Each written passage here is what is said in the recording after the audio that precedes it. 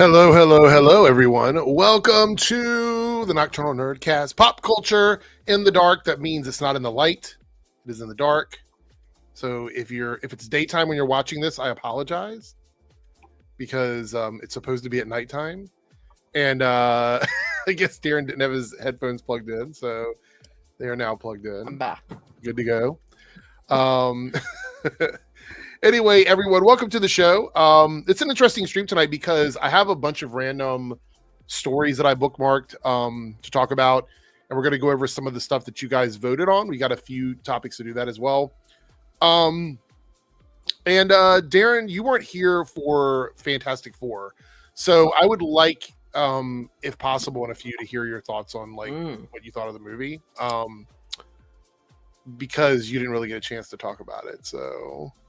I just finished my spoiler thing just like a little while ago, and I really like Fantastic Four. I wouldn't say I love Fantastic Four. I think it's on the cusp of this is a really good movie, but then a bunch of little things that kind of do drag it down a little bit for me. I know a lot of people, this is their top 5 or their top 10.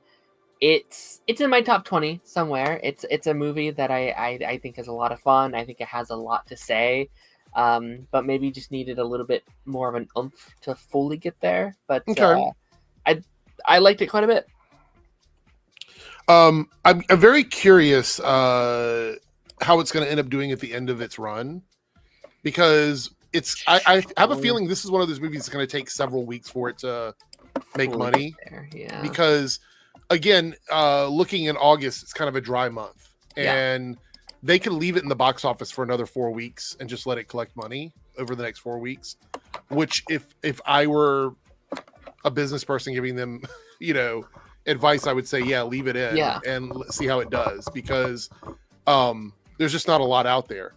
Also, we're gonna take a look at Superman. I am actually really happy for DC right now. I feel like this is something they've wanted for a long time. And we'll talk about it when we get there, but I do have some stuff on that. Yeah. Also, I want to talk about Dean Cain's comments that he made, only because I'm just a little confused. And do you remember Damien Dark? Yeah, of course. Okay. He had some very interesting things to say as well. The actor had some interesting stuff to say. I think it's been a weird week. I think the victim complex for people that are getting everything they want right now is a little overstated, and especially when you're part of the community where politically and socially you're on the side that is now calling shots and acting like all these bad things were happening to you, et cetera, et cetera, et cetera. I don't buy into it, and I think both Dean Cain and Neil have played that a little bit, but we'll talk about that in a few moments. But 3Dub, you were on camera, now you're off camera. So is everything okay? I'm doing some editing, so I'm listening. I'm multitasking. All right. I also want to say it is storming like crazy right now where I am, and our power has flickered 2 or 3 times. I couldn't even get my virtual webcam to work for a few minutes. So finally got that up and running. But if the power does go out, I'm charging up like all my mobile devices. If the power does go out, I will be back. The stream will continue, but it may be on my tablet or my laptop or something like that. So I'm hoping it doesn't do that. But I mean, anything could happen really at this point. Let's see here. I'm still reorganizing my desk now that I have this new arm for my mic. So I don't really know where I want everything, but I've got so much room for activities now on my desk because the mic took up so much space. I think Jake is also coming in. Don't know when he's going to get here, but we do have the topics for tonight for everybody in the chat. What we're going to be talking about at the end of the stream is going to be, let me see if I remember these. Our top 5 favorite movies on Rotten Tomatoes that scored under 50%. So either critics or fan scores. At least that's why I understood it. Favorite cartoons from the 2000s, like things that were airing between 2000 and 2009. Yes. So it doesn't have to be released in that period of time. It just has to be something that was airing in that period of time. So finally my era. right. So we'll be doing that. And the other one was, what was the other? Oh, favorite, hold on. Underrated superhero movies. So those are movies that were not like big box office breaking movies that we may have loved for one reason or another. And they don't have to be Marvel, DC. They can be any superhero movie. So that includes like Pixar stuff or animated stuff. I mean, you could even look at like the animated DC movies or animated Marvel movies if you wanted to pull from that, or literally any other stuff. So that's going to be a lot of fun. So those are the three things we're going to be talking about. But I want to say this. Tomorrow is, I believe, all 4 episodes of Eyes of Wakanda. It is. They drop tomorrow. Yes. So we'll be talking about that on Monday. That's going to be one of the topics for Monday.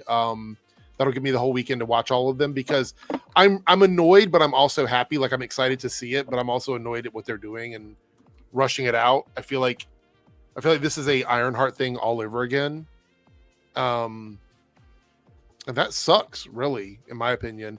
Because we're talking about Ryan Coogler, somebody who both of the shows he's been involved with have been stealth dropped by Disney, kind of. And I don't totally get it. We're talking about someone who clearly understands cinema and how to make good things. Why are you doing this? I mean, I don't totally understand. Yeah, I've been kind of on my rant era this entire week with this show. Like I made a TikTok recently where I'm like, it shouldn't be our jobs, but let's promote Eyes of Wakanda because Disney clearly will not. And I had like about 10 different comments being like, wait, I didn't know the show even existed. I never even heard of the show. That's a big problem. It's like, because they didn't have an official trailer until 3 days ago. Right? They had their teaser in January, which was like 3 seconds of footage. They had that 20-second trailer, which no one talked about. It got buried. And then there's like, fine, here's literally anything 3 days before. And that's an issue. And I understand it's probably a budget thing. They're like, they have a lot they have to promo this year. But then my argument would be like, well, have it come out next year or something. I feel like the this year they kind of did obviously Fantastic Four got the bulk of promotional materials from Disney and Marvel. Yeah. Then I would say Thunderbolts is probably the next one that got it. Because I think Captain America, you could probably say that started in 2024, so that was kind of a holdover from the end of the year. And then a little bit, I would say out of the 3 of those, that was on the bottom end of that. And then Ironheart got like nothing. I mean, right before it came out, we got like a red carpet event and all that. But other than that, there wasn't a lot. And this show had zero, like no promotion whatsoever.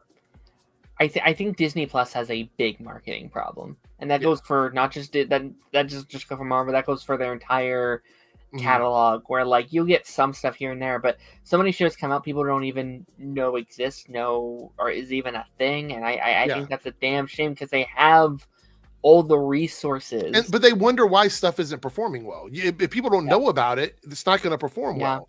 You can't rely on organic advertising for everything. Some things you have to like promote. And putting the trailer for Eyes of Wakanda on the finale of Ironheart, another show that you failed to promote properly, is not proper advertising. It's not proper advertising. You would promote that with other animated stuff, or you would advertise it on social media. Like you would have social media stuff for this. I really feel like they've, ironically enough, talked about Sacha Baron Cohen's character, but that's it. There's been no talk of any other character from that show really doing much of anything. No. So it feels like it was a vehicle for his character to get introduced, and that literally just introduced, because I guarantee if we see him again, which we probably will, it may not have anything to do with Ironheart at all, because he's a character that could exist without ever talking about what happened with Ironheart. It's just a shame. It's a shame. I did see a comment here from Anchor. Where's it at? Anchorman right here. I'm still on board to do an interview. I really need to just set aside time. I don't want to, like, I know it's kind of boring to talk about stuff outside of the internet, but you know, I run multiple businesses, and I have my own business that I run outside of the internet. And then I have my 2 channels that I run, and I'm on a podcast with someone else. And I'm pretty sure that Darren knows how it is when you're stretched out on YouTube. So I'm not avoiding it because I don't want to do it. I just really need to make sure that I can prioritize it and get it in there for you. I do apologize though. See, here we go. Cody with the $5 super chat. By the way, we're only doing 5 super chats at teal, so the same color that Cody has right here is all we're doing today. So 5 of these at teal will get us to our goal on the Reloaded channel. On only advertising on social media is a problem. Honestly, it is. It's a big problem. I think we've seen, like, I feel like they should know better, because I think we have seen that when you do like real marketing, it helps. Yeah. Mm-hmm. So why are we still relying on Facebook ads? I don't understand that. I mean, like, anybody can buy Facebook ads. I can log in right now to my Facebook account and pay for an ad. Yeah. You know, it's like, you need to do more than that. You have all of these different social media outlets that you have on top of all of your real outlets. Yeah. You know what I mean? Like, I just feel like we're missing the mark. And you can't tell me they don't. Out of all the companies in the world that have money to spend on advertising and marketing, Disney definitely does. Yeah. They definitely do. Yeah. It's just crazy to me. I don't know. I honestly, I wish there were more to say about that, because like, we couldn't even really talk about it because we had one trailer to talk about. Yeah. That was it. They didn't do any like major photo releases or interviews with the actors or anything. Yeah. No, it's like it feels almost like a non-existent thing. Like, they are acting like it's just it's like, you know, some little short on Disney. But like, this is an animated event. This is the first time, unless you count I Am Groot, which I'm not sure if that officially is animation or not. It's weird because it's a CGI thing, right? But it's the first ever time the main MCU timeline, 616 timeline, in their main thing, has got an animated series that's right. The only time that's ever happened. That should be a big deal. That's really cool. This not a what if story. That's not like a separate thing. Yeah. No, this is 100% canon. This is Black Panther. I'd argue your most consistently like good series that you have in the MCU. Like the word Black Panther means something to a lot of people, and you would think you would like really market that. Like, this is there hasn't been a lot of like Black Panther content in the MCU. Like Black Panther 2, that was almost 3 years ago at this point. So it's like, you would think you would want to, I don't know, do more of that, push that further. Yeah. No, I agree with that. I'm going to watch it. Like I said, I'll watch it over the weekend. So on Monday, we'll talk about it. I don't think, to be quite honest, unfortunately, I don't think people really care about spoilers anyway, because most people don't even know what the show's about, to be honest. Yeah. So we're going to do a full-on spoiler discussion on Monday. So if anybody in the chat wants to prioritize that this weekend, we'll be talking about it. Or if you aren't interested and you just want to know what we think about it, we'll kind of cover the bases on it. I implore people, if you like Black Panther and you want to show Disney that you want to see more content like this, I would definitely tune in and do that for sure. Naruto here with the $2 super chat. Thank you so much, Naruto. I watched Happy Gilmore 2 and they fridged Julie Bowen. I look, I don't care about spoilers for it, but I haven't seen it yet. Has anybody watched it? Have you watched it yet? No. I don't know anybody. Naruto, you're the first person that has been like, I watched it. Like, I hadn't even seen it. I know. I think Jake said that was it a fan? No, Darren, your family member was really excited about it, right? Your dad. Yeah, my dad loves Happy Gilmore. This is one of his favorites, and I don't know if he's watched it yet. We talked about watching it together, maybe, but we haven't. Yeah. I don't know. There's a lot of. Go ahead, 3Dub.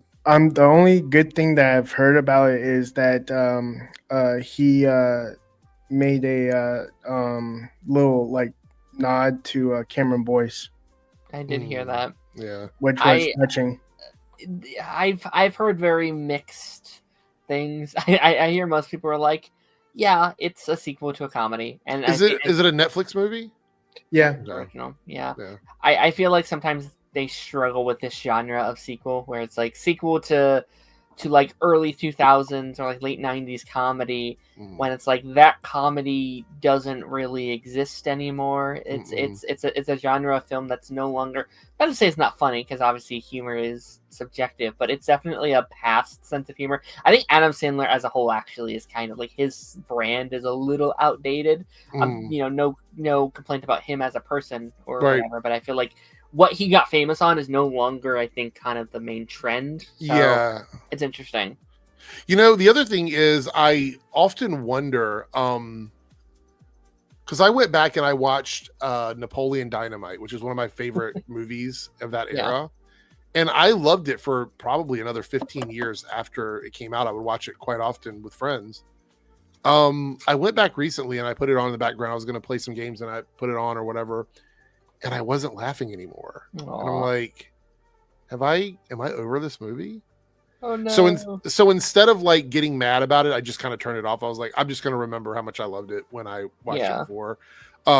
Because it wasn't funny to me. Now, a movie that is still funny to me, and I can watch it over and over and over and over again, is the original Coming to America. I love that movie. Yeah. Yes, there's inappropriate stuff in it. It's a product of its time. I admit that. I still love the movie. I hate the sequel. So that's the thing about Happy Gilmore. Like, I remember vividly enjoying the first movie and having a lot of fun with it. I don't know how I'm going to feel about Happy Gilmore 2. If I'm someone that loved the original, am I going to come into this and it's going to be try hard? They're just going to keep trying to reinvent the wheel. You know what I mean? Yeah. Like, that's kind of how I feel. But anyway, yeah. Thank you, Naruto. Do appreciate it. Yeah, here. Maddie's got a comment here. Pagey's, what does it say? Pagey's been gone for too long that Eric doesn't know how to laugh. No, I do. I think the cringe humor is gone for me. You know what I mean? Like, which is what I think Napoleon Dynamite falls under, is like cringe humor. I just can't do it anymore. All right. So if you guys have any more super chats, remember we're looking for teal super chats, 4 more of them. And we will do our poll. All right, let's talk about Superman a little bit. So I have to say, I am actually, I know a lot of people are like, oh, you're a Marvel show. No, I'm actually happy that Superman is doing really well. I wanted this new franchise to do well. I wanted it to be successful because I want more DC stuff that I love. And I wasn't really in love with all the DCEU stuff. I felt like there was a lot of projects that I just didn't care about, or I just didn't vibe with. I wanted something that I could look forward to. And I think that this universe is, look, I'll be honest. I don't remember people talking this much about the Man of Steel movie when it came out. I don't remember hearing this much about it. I don't remember people talking this much about BVS when it came out. This movie it's been in theaters for around a month now, and people are still talking about it. That's an extremely good thing for DC right now. And so also, like ahead. Most of the talking is like comparing to Snyder, which is funny. See you later, Omega. I don't even have to compare it to the Snyderverse directly. It's just that I didn't. Yeah. There was a lot of projects in the Snyderverse that are the DCEU that I just didn't care about, and we'll probably have some of that in the DCU. But the thing about it is, I am excited for what this universe, like the possibilities of what this universe could be. Like, I loved Man of Steel as an individual film. Once they decided to turn it into like a big franchise and stuff, I didn't really care too much about it. I also felt a certain kind of way. They skipped over Man of Steel 2 and went straight into BVS. I never agreed with that. I thought that was a bad business decision. I actually think that's probably the biggest thing that affected that universe, was not giving us a proper Superman movie, which is what they should have been working towards, and they didn't do that. I also think like they should have like had like solo hero movies before a freaking team up movie. Well, I mean, that's kind of the problem with BVS, is that we didn't get a Batman movie, we didn't get a Wonder Woman movie. You have 2 of the 3 Trinity introduced in the same movie with a character that never got a proper sequel. It was just a bad idea. It was a bad idea. I think it should have been like Man of Steel, Batman, Wonder Woman, Aquaman, and then like either Cyborg or Martian Manhunter. Well, I think the problem is they didn't want to try and copy what Marvel was doing. And I think that they were like, oh, we don't want to do individual movies and then do a big movie or whatever. That was their mistake. Well, yeah, I mean, like, it was too close to, like, this was when the MCU was arguably at its height, when it was at its biggest, its most powerful, was during this era. And they were trying to do everything the MCU wasn't doing, and that was the wrong time to do that. Yep. You know what I mean? That was the wrong time. But here it says, DC Studios' Warner Brothers Superman from James Gunn is passing 300 million mark at the domestic box office today. So 300 million alone domestic. Like, yeah, that's unheard of. It's the first DC movie to cross the threshold since Matt Reeves' The Batman pulled off the feat in 2022. And it's the first ever Superman movie to do this. Yeah. Overall, Superman is the 9th DC movie to cross the 3-century mark at the US Canada box office. Superman has surpassed Zack Snyder's Man of Steel, 291 million, and Justice League's 229 million. Full box office breakdown here. Of course, there's people in the comments adjusted for inflation. Assholes, shut the fuck up.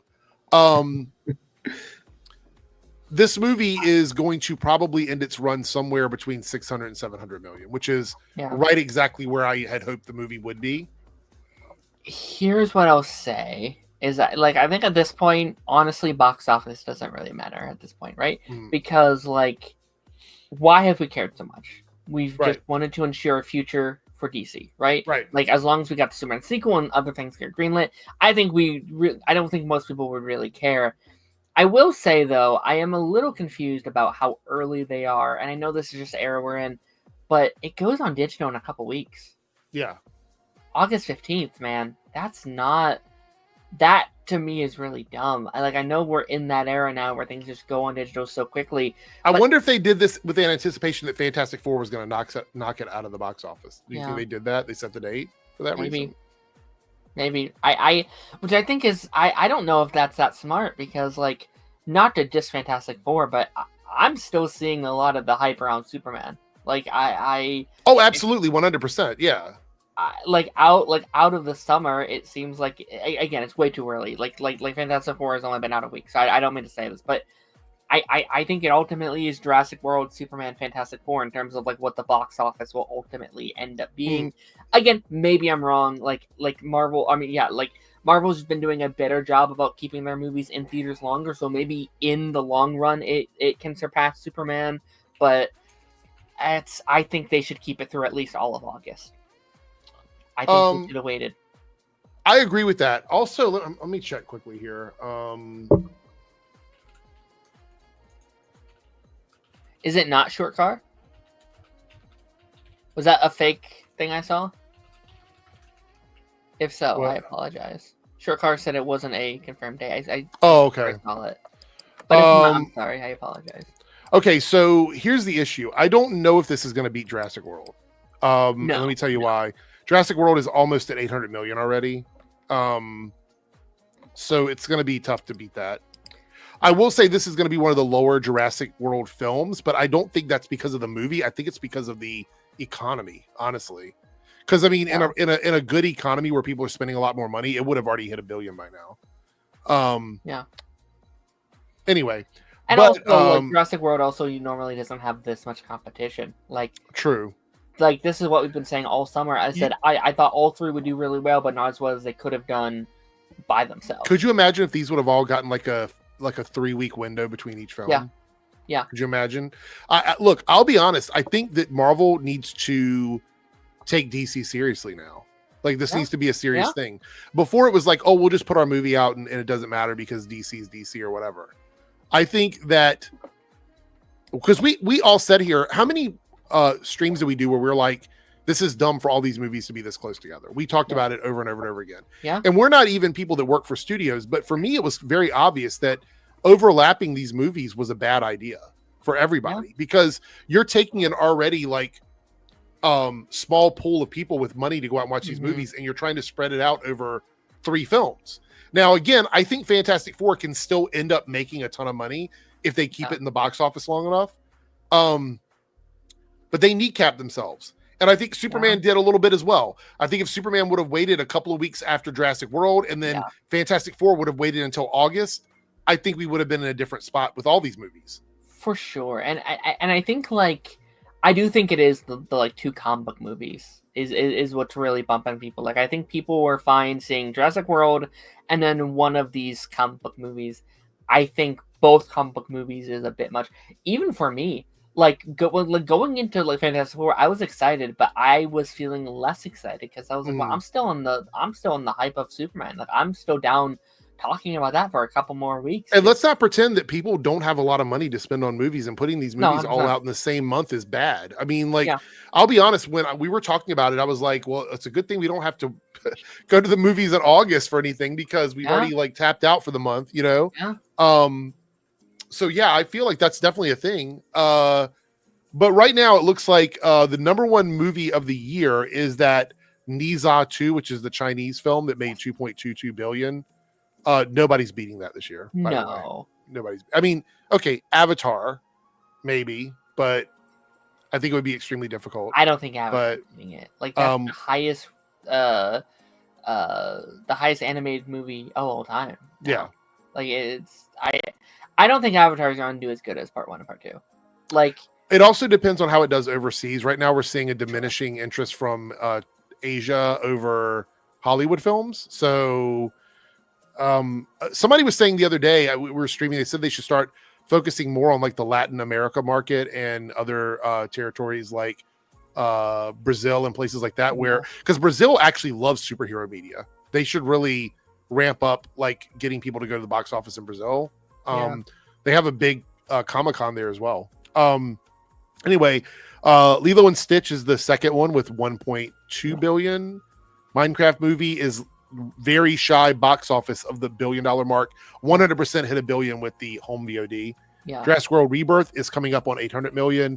How to Train Your Dragon is over 600 million. Mission Impossible, F1, and Superman are all between the 500 and 600 million mark. Numbers, yeah. So there we go. That's where we're at in the top 5-6 range. I think Superman is going to go on to be the 500 million was what the studio wanted. They said this is what the number we're happy with, and it's already surpassed that. So I think it's pretty clear here that they've got something going on. Plus, all the announcements that they made since it crossed 500 million tells me that they are definitely all in on this universe. They're happy, because like that was the only reason I really cared about this. Like, you know, that's the only reason we talked so much about box offices because. Again, if it didn't do well, they probably wouldn't have moved forward with a lot.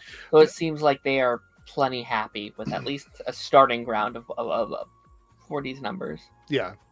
We got Naruto coming in with a $2 super chat. Says Twisted Metal started off great today. I still have to watch the last 2 episodes of season 1. For some reason, I did not watch them. And I don't remember why. So we'll see.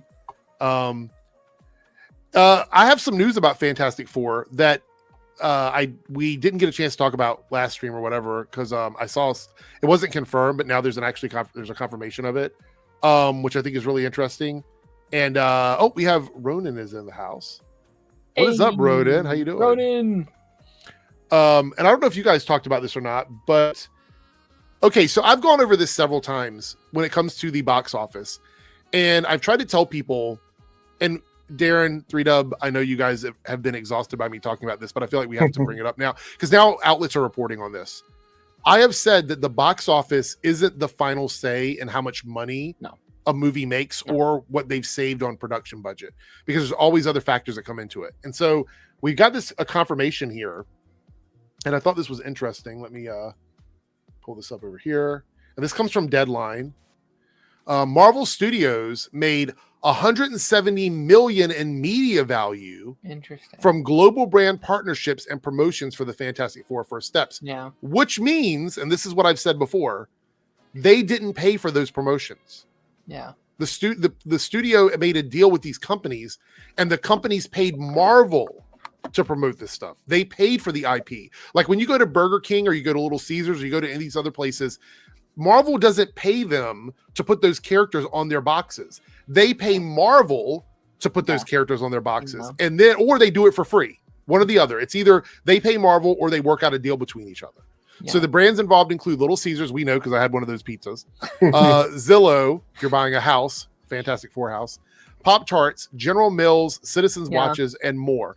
So 170 million in media value which means that even if the movie doesn't hit that $500 million mark, it didn't actually cost them as much as the production budget says, because they made this much back in value.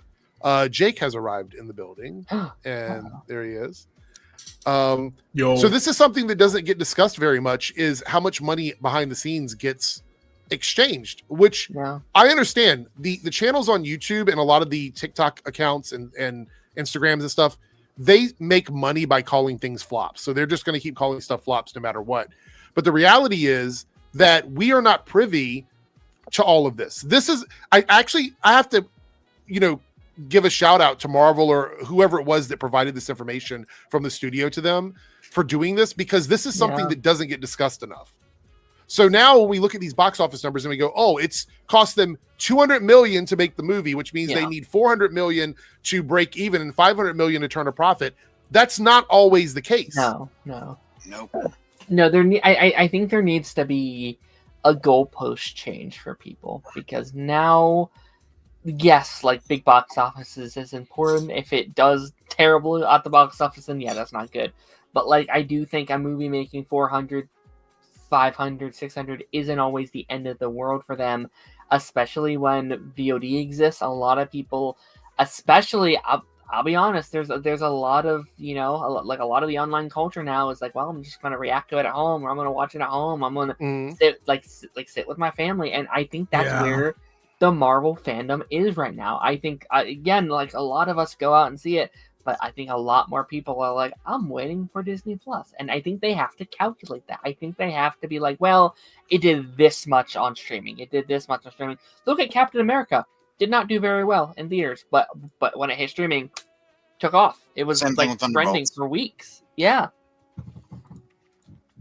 Which actually, is Thunderbolts even on Disney yet? I know it's on digital, but is it even on digital, not Disney yet. Which I guarantee you, when it is, it's going to do huge. Oh yeah, like everyone's gonna be like, oh yeah, I've heard great things. Yeah, I mean, there's we're in an era now where people just don't want to go to the movie theater, or like you guys said earlier, that like the pricing is ridiculous at this point. It's just like, why are people gonna want to pay $20 a ticket to go see a movie when there's at least 30 to 50 minutes worth of trailers in front of them? Yeah, it's like they're gonna be fried by the third trailer, or by that by the 10-minute mark, and it's just like, gone are the days where like high schoolers with their lunch money can go to a matinee or a late showing and go see a movie like that. Like I got lucky that like my high school era was like, I think the last era where like even me as a teenager could afford to go to the movie theaters instead of spending too much money on lunch and like candy in high school and whatnot. Like I would save up my money to go catch one last screening of, I don't know, Guardians or some other big or indie movie. Like we're sadly at that era now that like even now I'm looking for my second or third viewings days where either it's not that busy or there's a discount, sadly. Yeah. Well, it doesn't help that not only are they increasing prices, but a lot of people are going to these theaters, and the result is in their minds not worth the price of admission. So the more that happens to them, that's going to discourage more and more people from going out to the theaters and seeing these things. Yeah. And on the flip side, now I'm looking for a Thunderbolts Blu-ray. I haven't bought a Marvel Blu-ray in a long time. And like again, it shows to show where I was at as an MCU fan. I was still willing to give him the benefit of the doubt about stuff after the Infinity Saga, but like that's one movie that I can't wait to find a Blu-ray copy and just own it. Same thing with FF. Yeah. Have you seen the people uploading the high frame rate scenes from the show or the movie where it makes it look really bad? Have you seen those on Twitter or Instagram? Yeah. People are upping the frame rate so high it looks like a soap opera. It's really stupid. I'm like, why are they doing that? I think it's called like motion glossing or something. It's like something that people don't turn on because it makes it look worse. Yeah. That's what TVs have now. I hate it. Oh God, I always turn it off. Tom Cruise and Chris McCory at one point had to put out an ad of like, listen, when you get, I don't know what it was, Mission Impossible or Top Gun, adjust it to this so you can enjoy it the best possible way, because you probably have a motion thing on your TV. I'm like, if you want that, good on you. But if you want experience this movie at the best quality possible. Yeah. Just do this, this, and this, and they broke it down for people. Wasn't there a I think it's a Will Smith movie where they shot at a high frame rate and it actually looked really bad. It was like Gemini Man. Gemini Man. That's it. Yeah. Oh yeah. Oh. That was his first thing that came out after all the controversy, I think. Yeah. Before. All I remember is that I saw a couple clips from it, and I was like, I'm not going to see this movie. Wow, that was a while ago. Yeah. I think his first movie after was Bad Boys 4.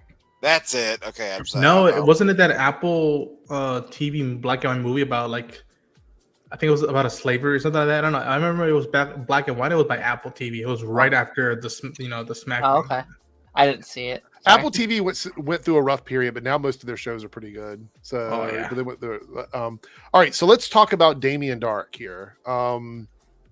He is now saying that he was canceled, even though, let's listen to what he has to say, because it's kind of funny. I actually have the receipts on this one, but let's hear what he has to say, because this is the new thing now. Everybody wants to, they want to be canceled because that allows them to sort of grift off of it. So let's see what he has to say. I'd always had in my contracts that I wouldn't kiss another woman on screen. And my wife didn't have any problem with it. It was me really who had a problem. And I was like, when I wouldn't do it and they couldn't understand it, Hollywood just completely turned on me. And they wouldn't let me be part of the show anymore. And for 2 years, I couldn't get a job and I lost everything you could possibly imagine. Not just houses and material things, but your swagger, your cool, who you are, your identity. Can you imagine being married to someone and you're like, no, you're an actor, you can do it. No, I'd just rather lose the house. The car too? Yeah, I'll lose the car too.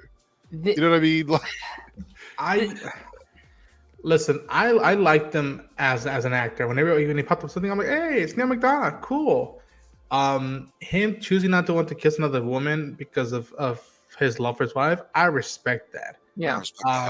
But as someone who wants to get into the industry, even me saying that, I know people saying, no, don't go into the dirty, they'll treat you like shit, whatnot, like roll over.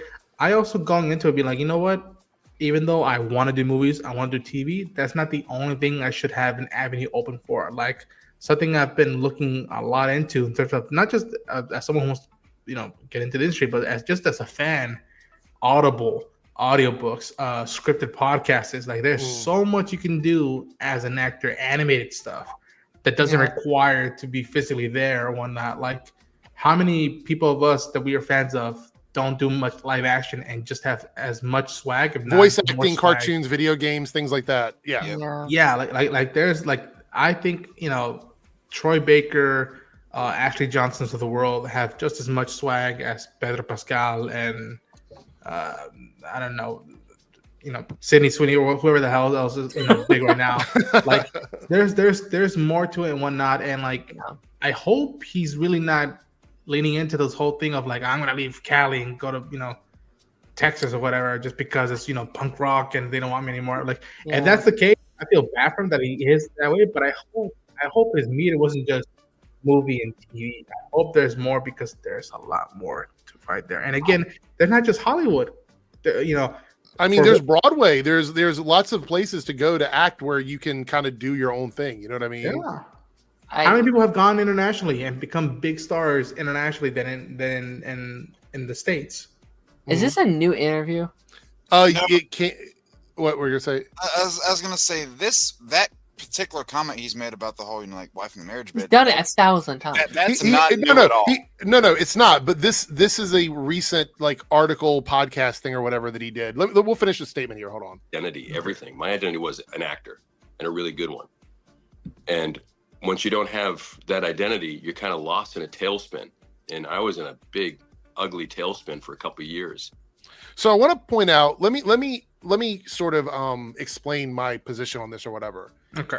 If you are a director or a writer or somebody and you've got a movie coming out and you have a character that you're casting and that character has a love interest in that movie, and an actor is going to make your job more complicated because they don't want to kiss the other person, which means that you might have 10 scenes or so that you have to completely change just to accommodate this actor. Are you going to hire him or are you going to look for somebody else? Yeah. That's my point. There's a difference between canceled and not and making it difficult for the people you're working with. He's one person working on set with like hundreds of people. And I get it. I'm not saying that he has to kiss somebody. I'm not saying that. I'm not saying you should be forced to do it. If you don't want to do it, you don't have to do it. But if you can't do the job they're asking you to do, they're going to find someone else that can do the job. Yeah. Also, if I'm not mistaken, hasn't Hollywood cut down on like intimacy and all of these? Oh yeah, 100%. But I looked. Go ahead. Sorry. No. I'm saying like I could have sworn I heard that for a while now. Hollywood's cut down on kissing, on sex scenes, and that. It's actually we're in an era right now where there's less of that on screen than we've had in the last 30 years. So it's a that post-COVID era, man. Yeah, but basically, yes, the post-COVID era. So it says here, he's been working. It shows no break in work for him. So let me just go through some of the stuff he's worked on.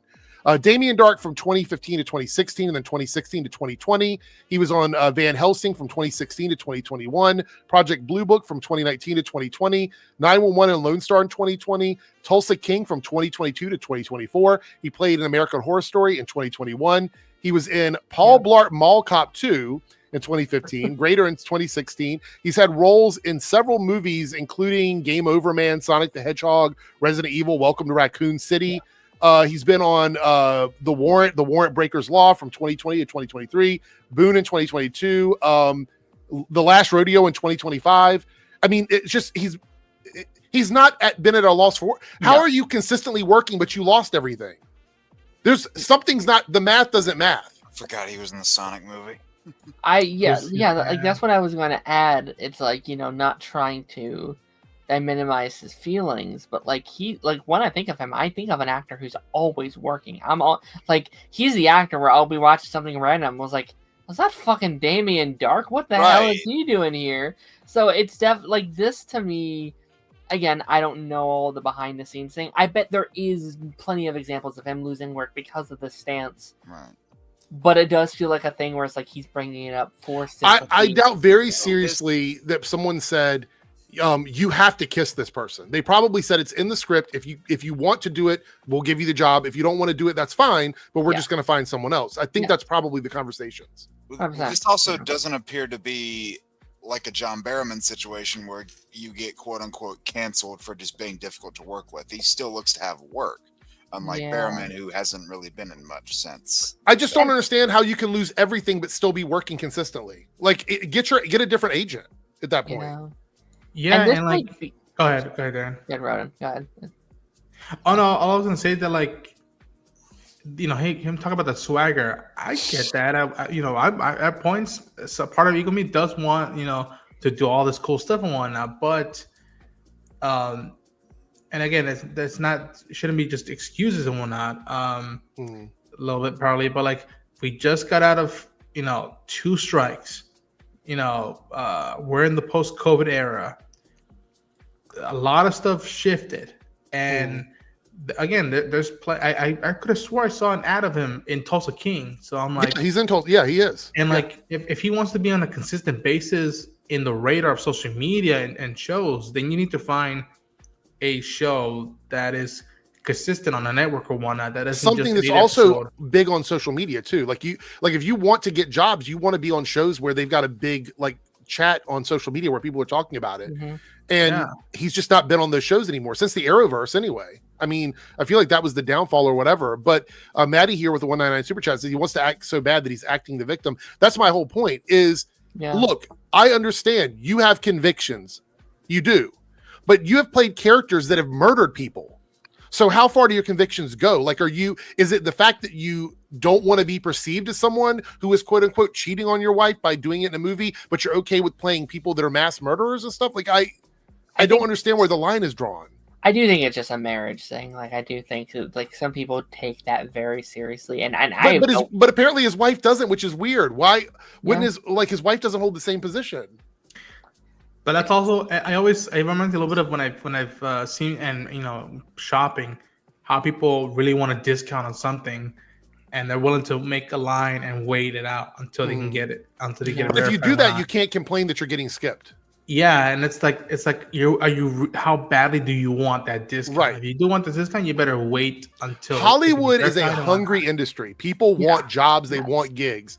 If you're not willing to do something and you are TV actor 7 and you've been in like 20 different shows, they're going to go to TV actor 6. Somebody else has been in 20 shows. It's good as well. They're just going to pick someone else.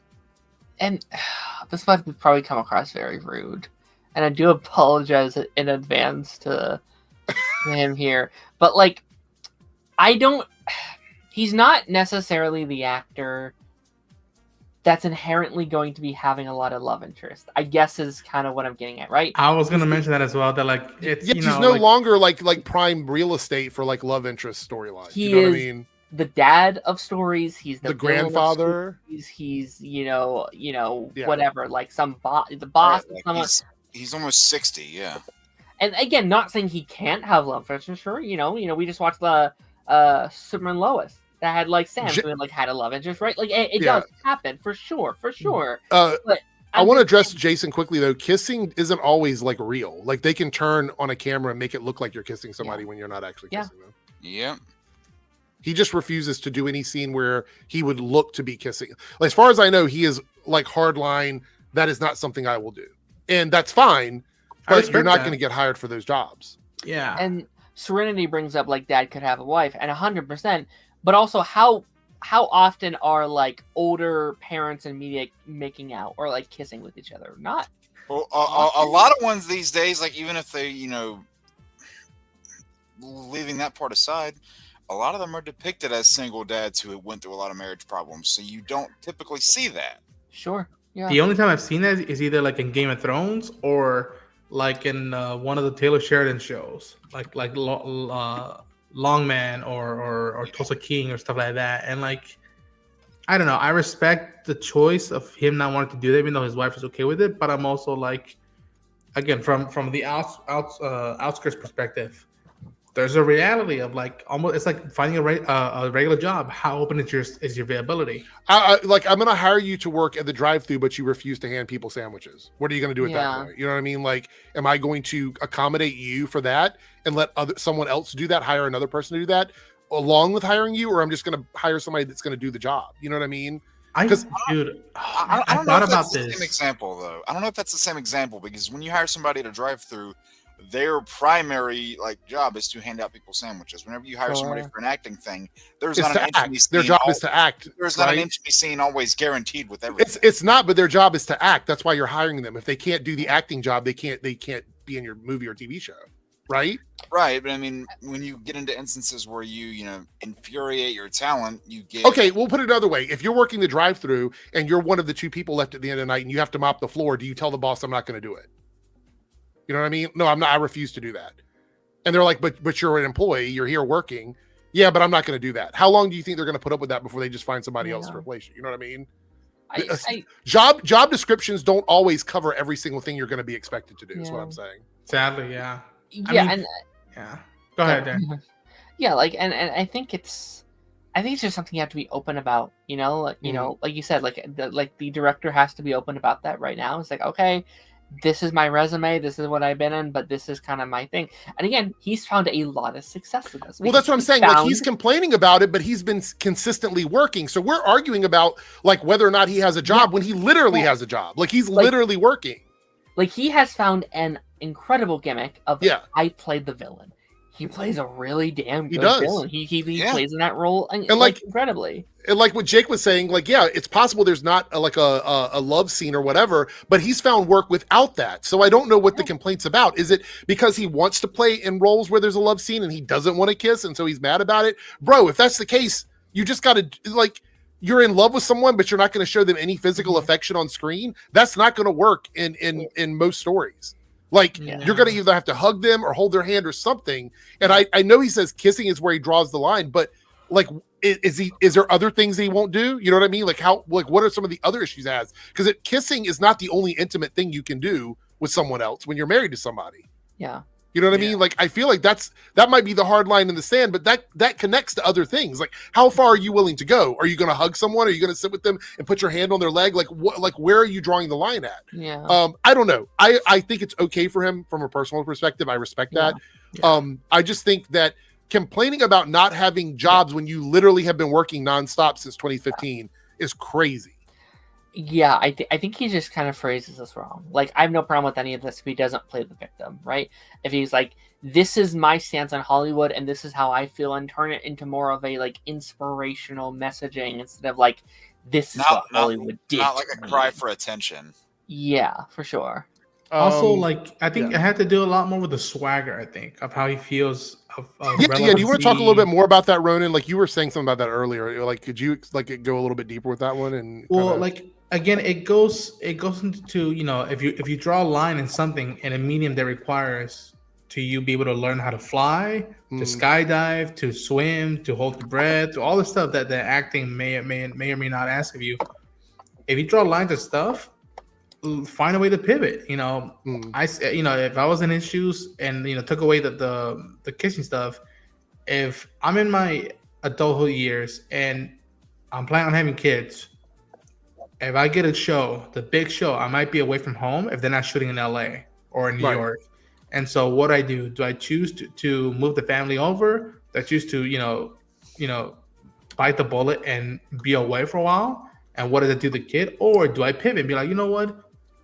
Tell my agents and whatnot, be like, listen, I'll happily work if it's in LA or if it's only a week's worth of shoot, or if you offer me voiceover stuff. I'll happily voice over. That is some way I can still keep money, keep a roof and food on the table, and it's pivotal. There's a way to swing it. Like right now, I people don't realize it, that like there's so many different ways you can entertain that isn't the mainstream stuff. How much stuff of C-list movies are getting popular and keeping you relevant and swagger. Well, you made a good point though. Like, video game actors sometimes do it all at home. They get a little setup at home. They record everything at home. They drop boxes to someone, and then they clean it up and put it in a game, and you get paid for it. You know what I mean? So there's that. I did see this comment here from Anonymous 199 super chat about Joey Swole. Are you guys familiar with Joey Swole at all? No one. No. Okay, so let me just give you a quick rundown of Joey Swole. So he's like a guy he's like a gym and fitness enthusiast, instructor, health guy, and he basically kind of calls out bad behavior in the gym, like people filming women when they're like doing things and stuff like that.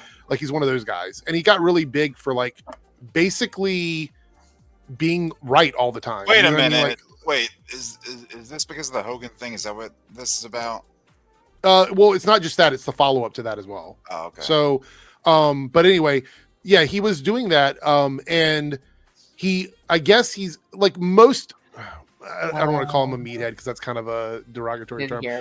Most like, I guess like weightlifters and stuff or whatever, they grew up loving wrestling. It was a thing they loved when they were younger, and they have a lot of their heroes, and you should never meet your heroes or know so much about your heroes because you're going to find out something you didn't like about them. Anyway, and he put up like a tribute video for Hulk Hogan where he was just dressed in the Hulkamania outfit or whatever.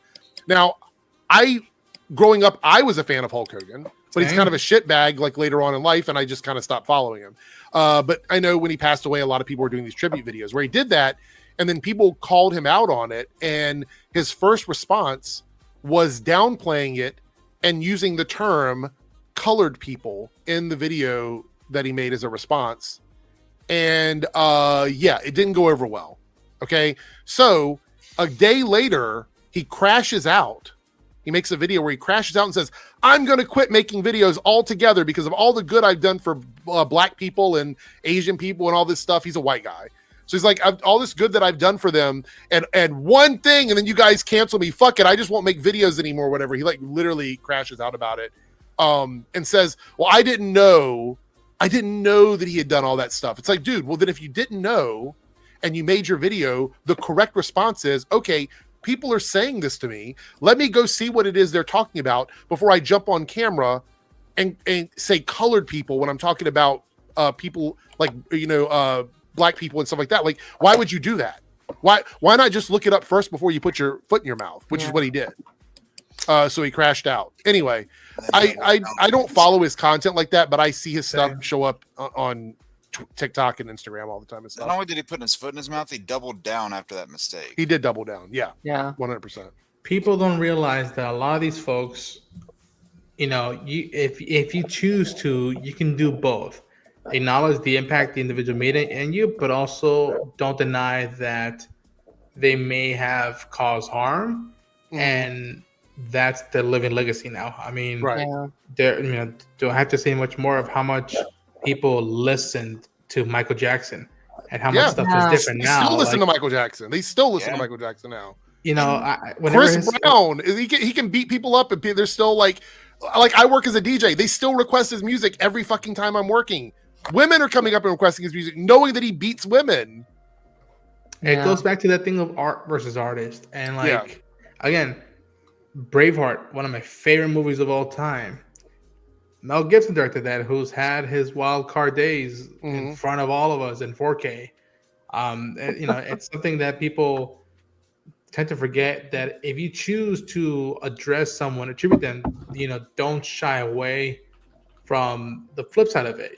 There's plenty of, growing up, I was a huge Western fan, and I remember loving John Wayne, and then I realized, he might have been the nicest guy on a personal level, but I acknowledge both, that he entertained me as a film guy, but also maybe he was on the wrong side of history at points. Yeah, I can acknowledge both.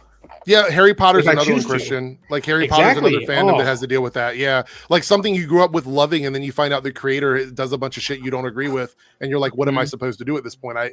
My life is all people that have dedicated their whole lives to the fandom of Harry Potter. You know what I mean? Yeah. There is a difference though, because with a movie or a TV show, it's very rarely the sum of one person, right? True. Harry Potter, yes, she wrote and did the books, but then there's also Daniel Radcliffe and Emma Watson and the entire that's a whole subject. They didn't do anything wrong. They sold their heart for that. With this, it is kind of down to one person, right? They love Hulk Hogan, and he also did all these things, all these horrible things, and I do think there's a slight difference there. It's like Diddy too, the Diddy situation with all that. Exactly, it's tough, and I do think we're entering a new era now. Now that social media is such a thing, and now that cancel culture is such a not that it wasn't a thing before, because it was, but a much more prominent issue. It's a lot more widespread now. I don't think people quite know what to do when shitty people die. I don't think people fully know how to react to that. I typically, if very rarely, unless I know the person has never done anything that I know of, ever even comment on it publicly. I just don't. Yeah. You know what I mean? Look at the example that Chevney just put in the comments. That's a pretty prominent example, because aren't they getting ready to revive that? Yep. Yes. Yeah. I will say though that when Kevin Conroy was gone, that's a person that I know had been nothing but loved, and the community loved him and everything. I'm gonna publicly be that's really sad, RIP, that kind of thing. But even though I grew up, you gotta remember, I'm old as fuck. I grew up with Hulk Hogan being an everyday thing for my youth. I watched wrestling as a kid. He's a character that I watched win the belt over and over and over again. You know what I mean? And to find out later on that he's kind of a racist piece of shit was okay, I guess I don't need to talk about that guy anymore. At that point I'd already outgrown it anyway, but I'm just okay, he passed away. It's where we are. People get old and things happen, and whatever. I'm not going to go too deep into it, because at that point it's what do you do? What do you say? Like you said, Darren, how do you appropriately address that? You're either going to talk shit about him, you're gonna say, I'm glad he's dead, fuck him, which is what some people do, or they're RIP, I'm gonna miss him, and they get dogpiled by people who are you shouldn't do that. So I'm just gonna keep my mouth fucking shut. I'm not gonna say anything. If I know somebody's controversial, I'm not gonna say anything about it. I feel there's to your point, after Conroy passed, a while after his passing had hit, the news, I guess, and even though some people had already known, slowly started hitting more and more people's attention that he was a gay man, and a lot of people decided that they wanted to kind of switch around for that and act like they felt one way about him, which is fucking sad, but that's the reality of the world. Well, it's the sad part is also pretending like they were fans of his and not knowing that, because he was never it was the last few years of his life, he was very open about it. So he did a story that, I'm not mistaken, won an award. So how are you going to pretend that you gave a fuck about someone and you don't even know something that they're publicly open about? That's just what broke my heart. after he passed away, knowing that, it's just like, I wish I'd known that to let him know that like he had that like you don't have to like hide from me if you don't want to. Like I wish I wouldn't if he was okay with sharing it. That like yeah. You know that like okay, cool. I'm with you to the end of the line. Also, he is a lot of people's favorite version of that character. When I read a book, when I see a statue, anything of it, I hear Kevin. Yeah. But also, again, look at the flip side of the history of Batman. For the longest time, all I knew is Bob Kane created him, and then when I got older, who's Bill Finger? Right. Why does he bring up? And like to this day, whenever someone talk about Batman, I'm like, I hope they know who Bill Finger is. It reminds me a lot of the people that misunderstand the origins of Superman now, even with the arguments we're having about like where he came from and why he was created, and the fact that him being an immigrant from like a refugee from his planet, like. How do you not know that? I guess maybe we really do need origin stories. James Gunn, we need origin stories again. You need to bring them back, and you need to tell us exactly how it happened.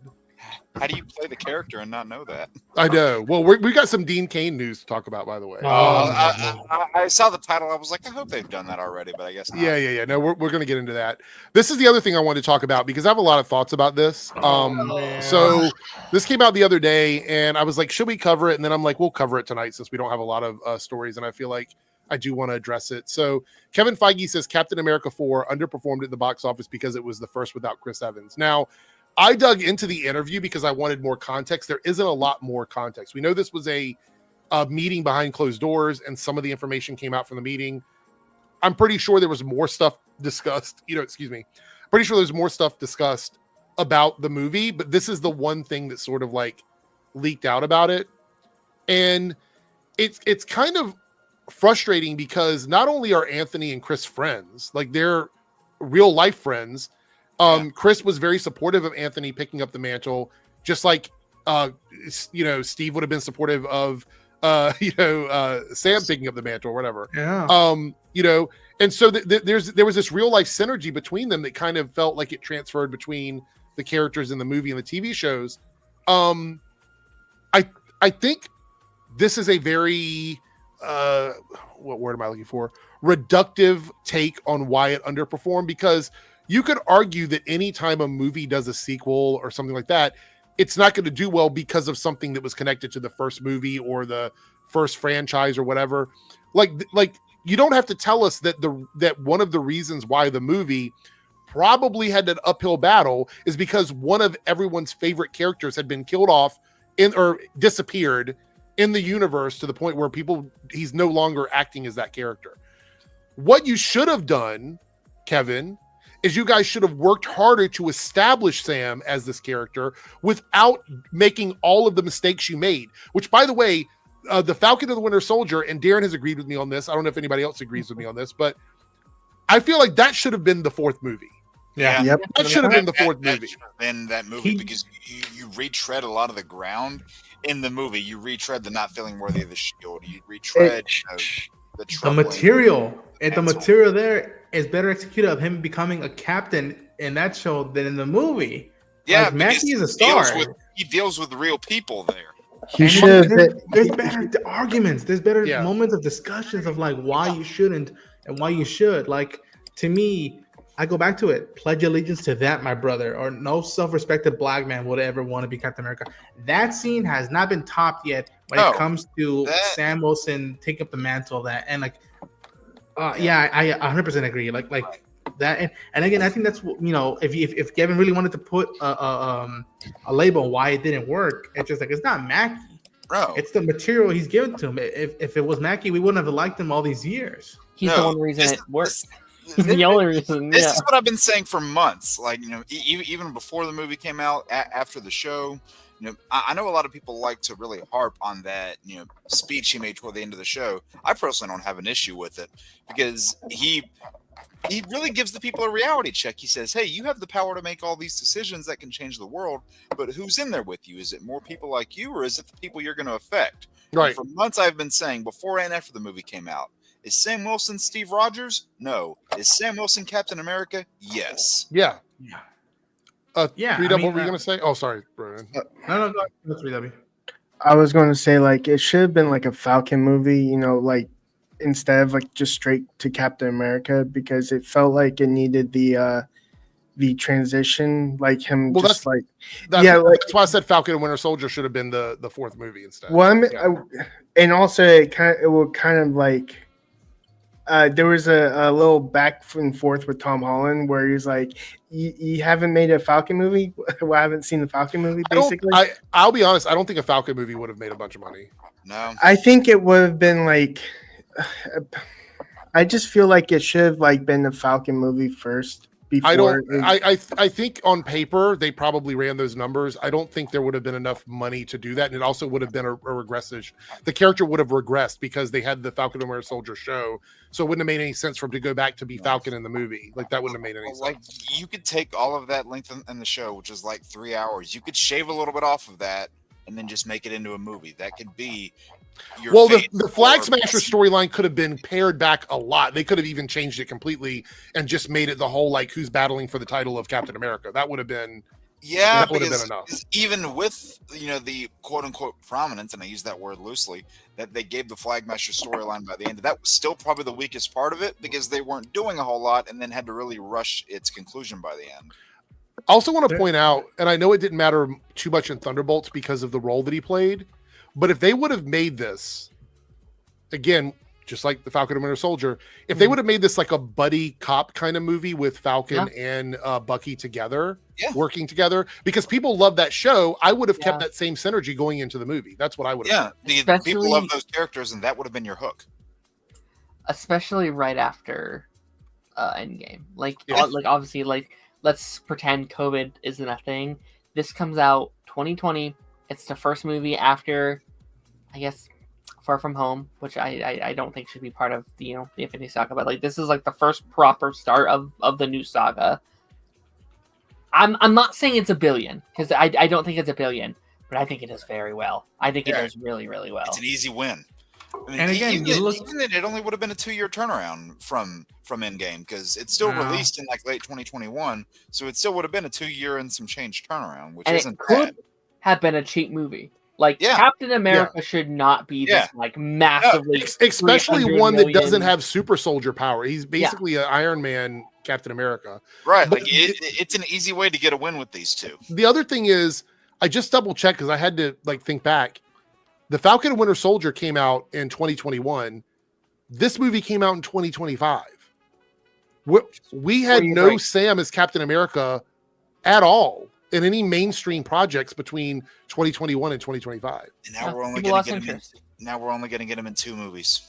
Yeah. And again, look back and I'm not saying, and listen, it's not Mackey's fault. Look what I go back to that movie, to Brave New World.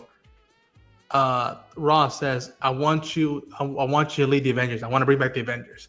That right there is a concept that you can do a whole lot of, like, of Sam being like, okay, I'm Cap, but now should I do this solo or can I actually lead people? Yeah. And between those 4 years, you could have happily had credit scenes of him bumping into Shang-Chi, of him talking to Jennifer Walters, of asking Mark Spector, are you okay? And like again, it's fascinating when you see what Bucky went through in Falcon with the Soldier when he gets into Thunderbolts, where he literally the line's right there. I've been in your shoes. You can do something or live with it for the rest of your lives. And it's like, there you go.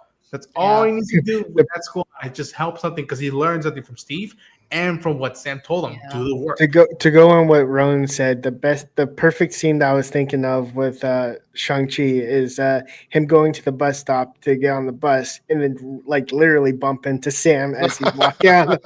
Well, look, I will say this, and I stand by it. I don't have any like mathematical proof or whatever, but I feel like they left money on the table by not capitalizing on the chemistry between Anthony and or I guess Sam and Bucky in this world. Like the chemistry between those two characters after that show should have been exploited, and I mean that they should have gone really hard on that. I think splitting up Thunderbolts from this movie was fine, but making Bucky like a cameo character in this film and a main character in Thunderbolts was a missed opportunity. Bucky should have been present in both movies in a big role, I think. But also, it doesn't help that this movie, in my opinion, was marketed very, very poorly because you market it on, you have Red Hulk at the face of all the marketing for this, and that's a 5-minute section of your movie. And you can tell, like, if it had been, if that's actually your third act, if it's going to be the big part, then maybe market it that way. I mean, because it's always fun to see a Hulk going around and smashing stuff, but look at, for example, that like that Hulk versus Hulkbuster thing in Age of Ultron. That wasn't in any of the marketing. It's in the middle of your movie. It's a quick, fun sequence, and then the movie progresses. Yeah. You're doing the same thing here, except it's your third act, and it's very quick, and it goes through. Yeah. But also, by that point, the stakes have already happened. The villain has already won. So what is Sam trying to stop? That's my question. Well, obviously, sorry, I'll let you go, Darren, but just quickly, I want to say it's clear to me that the reason why the third act is so rushed and done in a short amount of time is because it was supposed to be the Serpent Society, and it was supposed to be a battle with like multiple people, and they probably had a really cool like super soldier battle at the end. And instead we got this because they didn't feel confident in the Serpent Society. Based off the Isaiah suit, you could tell that there was going to be some sort of super soldier involvement. Yeah. Yeah, I think this movie has slowly been becoming one of my least favorite MCU movies. I've been kind of looking at my ranking posts, like Fantastic Four coming out, and it angers me so much because this had the potential to be one of the coolest MCU movies of all time. For sure. There are so many amazing concepts in here that's just floundered, and I feel like ultimately it kind of feels like a waste of time. It feels like things are just kind of happening for 2 hours, and this should be one of the biggest movie events of phase 5 and 6, 4, 5, and 6, and we end Thunderbolts, and I'm like, I want another Captain America movie to follow that up because there's so much potential there. And I actually think it would have been really interesting, and this is why I kind of wish Sam was in Thunderbolts, honestly, because he could have been the leader of that new Avengers team and worked with Bucky and the rest of them to lead that team. So that way we had something like to grapple on with, because right now, as it stands, the new Avengers exist, but we have a Captain America movie that underperformed and a new Avengers that got branded New Avengers a week and a half after it came out. I mean, it's really weird. I feel like you would be like butting heads with John Walker. but that would have been good, though. I would have enjoyed that. Cody with a $5 super chat, which, by the way, we're 2 out of 5, guys. 3 more teal super chats to reach the goal. That's it for tonight. So 3 more teal. So this color, wherever you are in the world. I don't know the numbers for everybody. This is the color you're looking for. He did the same thing with Aman Vellani and Tiona Paris. He did. I remember that. He'd said the same thing about the Marvels, essentially. I mean, but they're the best part of that movie. They are. They're the best part of that movie. They don't realize how much they have struck gold with some of these castings, and they're not utilizing them. Yeah. And to play devil's advocate a little bit, I'm not saying there's zero amount of this that's somewhat true. Yes, there are people that wanted Chris Evans back and loved that version of the character. It's well, he's not my Captain America, and I think some of that is valid, but it's like your house is burning on fire, and it's well, yeah, this one thing is what causes. It's no, you had all these breakers loose, and you left your stove running, and it's like those are the actual reasons for why this is happening. Don't point out this little thing that may not have had a big impact on it. Well, it feels like every it feels like every week or two now, Feige's coming out and saying that there's a new reason why this movie failed. It's I think it's so I as I've gotten, I guess the superhero movies have gotten older, I guess the best way to put it.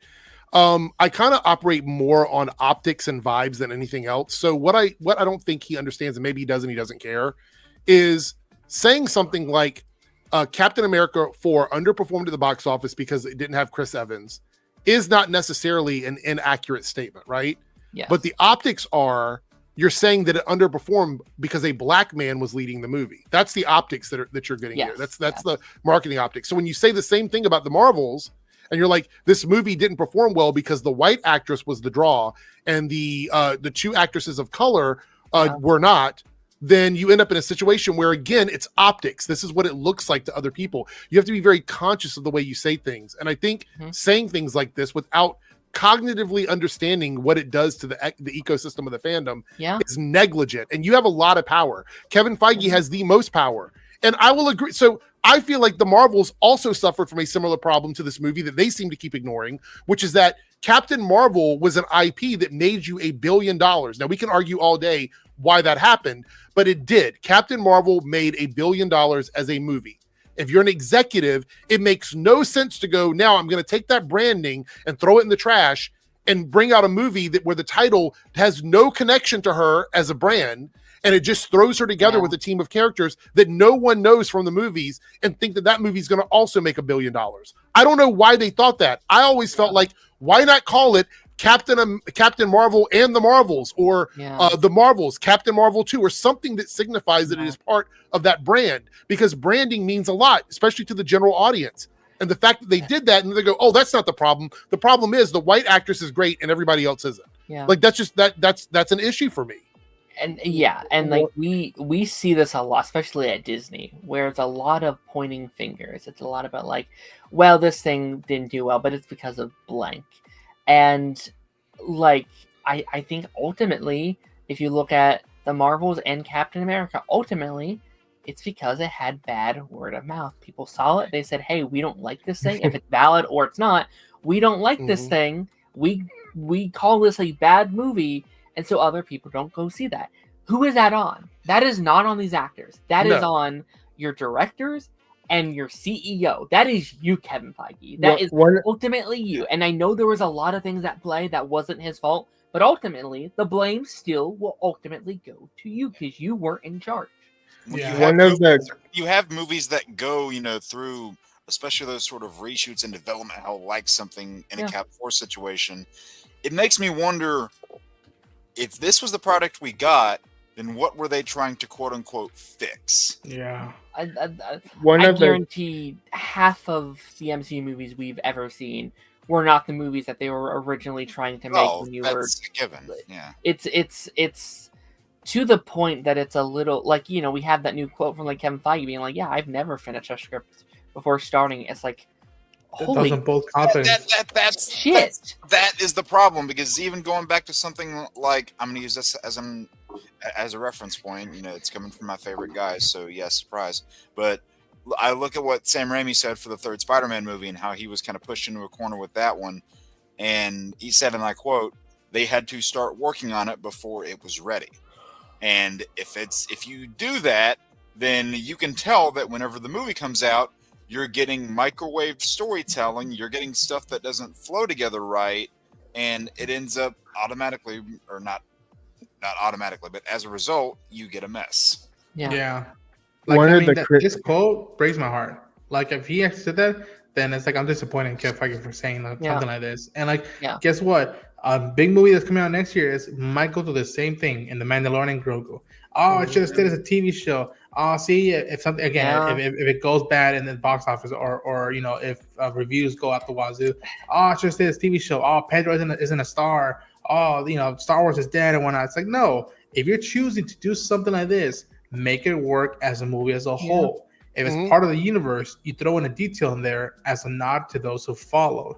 If you're really going to go out on this way for a character that's this famous, this big now, and is new, you have to treat it like that way. I mean, and we every month leading up to this movie, we keep hearing reshoots. This is the budget now. This is the budget now. And just like, doesn't build confidence. Thank God to Thunderbolts and FF that now going to Doomsday. I'm feeling a little bit better going into it, but that doesn't shy away that like, oh fuck, we have to postpone the movie. And I'm hearing now that even the script isn't finished yet. Like, and you bring up a really good point, Ronan. Anthony Mackie is your lead. He is your lead character for Avengers Doomsday and Avengers Secret Wars. Why in hell would you cast doubt on the person that will be leading what should be at least $1 billion movie? It is your $1 billion franchise. He would never have done this with Downey. Never in a million years would have been like. We got to talk about Downey too. We got a little snippet of that too to talk about, but it's weird. I also want to point out, why is he responsible for a studio's decision? I know you talked a little bit about that, Darren, but they're the ones that decided to do this. They're the ones that gave him the mantle. They're the ones that made the show. They're the ones that made the movie. So if the show was successful, which it had to be because they decided to make a movie after the show came out 4 years later, then how is it that the show is successful with him as Captain America, but all of a sudden the movie comes out and it's unsuccessful because he's Captain America? How does that work? And I mean, I hate to say it, and like Eric, we've talked about this many times. I do think you're right about Chris Evans. I think this is the smoking gun of like, yep, gotta bring Chris Evans back, or 100%. Captain America back, because he clearly does not have faith in another solo Anthony Mackie Captain America movie, and that. What happens if he brings Chris Evans back and the movie underperforms? Then what are they going to do? Are they going to go back and retroactively be like, I was wrong about Anthony Mackie. He wasn't the problem. It was unfortunately else, wouldn't. You know what I mean? It wouldn't like Chris Evans has just that spark with people, which I get it. I also love Chris Evans. I specifically think they're holding his name out from the Avengers movies because they're going to stealth drop it like close to the time the movies are coming out to increase buzz on the movies. Mm-hmm. That's what I think is going to happen. Because if they drop it, think about this. You got RDJ coming back as controversially Dr. Doom or whatever. Chris Evans still kind of playing the game about I'm not in, whatever. Once they drop that he's in it, because keep in mind, general audiences buy this bullshit. They buy the whole like Tom Holland, you know, I don't know. How would I know? Like they like that kind of stuff. It's charming to them. So they're going to buy into it. So like 2 months before the movie comes out, Chris Evans is going to be in the promotional stuff for it and everything like that. I feel like that's what they're going to do. They're going to be like, and we're bringing back Captain America. And then you're going to see Chris Evans. They're already doing that with all those X-Men. They're already generating the buzz there. Yeah. Well, you know what you know who did it perfectly? I think No Way Home, unfortunately, was the perfect balance. Yeah. Because everyone knew they were in the movie. Worst kept secret in Hollywood. Everyone knew, but no one knew 100% for certain. So everyone had to see for themselves of like, all right, let's see if they actually are in the movie. Yep. And if it works. Then you get a thing like, you know, I'm just going to use this one as an example. I don't know if it's the best one, but you look at a film like The Flash, where because of stuff going on with your lead, you unfortunately had to market a lot of the movie around Michael Keaton's Batman. But just imagine if you didn't have to do that. Like if you could have kept all that a surprise, it definitely would have put a lot more butts in seats. All right, so we're gonna move on and talk about Dean Cain. Now, this was an interesting quote from him that I thought was like, it's. Let me read to you what he says, and then we'll go over this. So he's talking in an interview here, and he goes, it was 1993, and I remember a fan going, we wanted Superman, not Sushi Man. Now, keep in mind, this is 1993, right? This is a long time ago. And it says here, Cain took no offense at being othered by either his friends or his fans. He thinks identity politics are stupid, particularly in Hollywood, with its endless list of first. Henry Cavill was the first British Superman. Corin Sweat is the first Jewish Man of Steel. For the love of God, he's a Kryptonian. He could be green. Does it matter? And then he goes on here to say, ask Cain, who would personally like to see Michael B. Jordan don the cape because he has all the qualities of Superman, that humility, that kindness, that openness, that earnestness. But Cain also bristles at the idea that he's not embracing his own Japanese identity. Tanaka is my given name, and stop showing me ads. Tanaka is my given name, and it's funny to me that people are like, well, you try to hide that.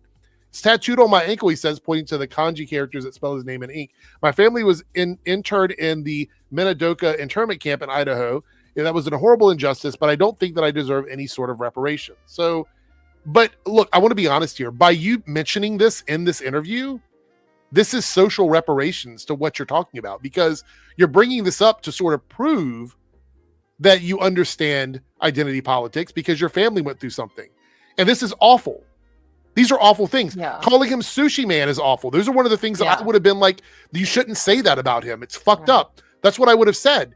But there's nothing wrong with pointing out that Henry Cavill is the first British Superman, or that this is the first Jewish actor playing Superman. There's nothing wrong with that because it doesn't really impact what you're looking at on the screen. It is simply a social distinction that people like. People like labels on stuff. We're human beings. We like to label things.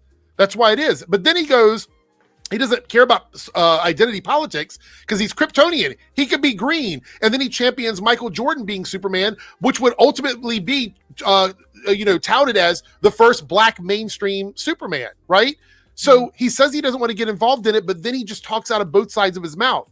Like, you don't want reparations. Yeah, you don't want reparations. You don't believe in identity politics, but then you get social reparations by talking about what your family went through, which again is awful and a fucked up piece of our history. But the point is that he's saying he understands what it's like to be called Sushi Man, which is awful. But then he aligns himself with people here on YouTube like a lot of these channels and stuff that do that exact same thing to people like Anthony Mackie and call him Captain African American. Like he's hanging out with people doing the same fucking thing. I've seen this happen, you know, in real life, and also just in this kind of world where it's like people they know it's wrong, but they don't know how to process it. They don't know.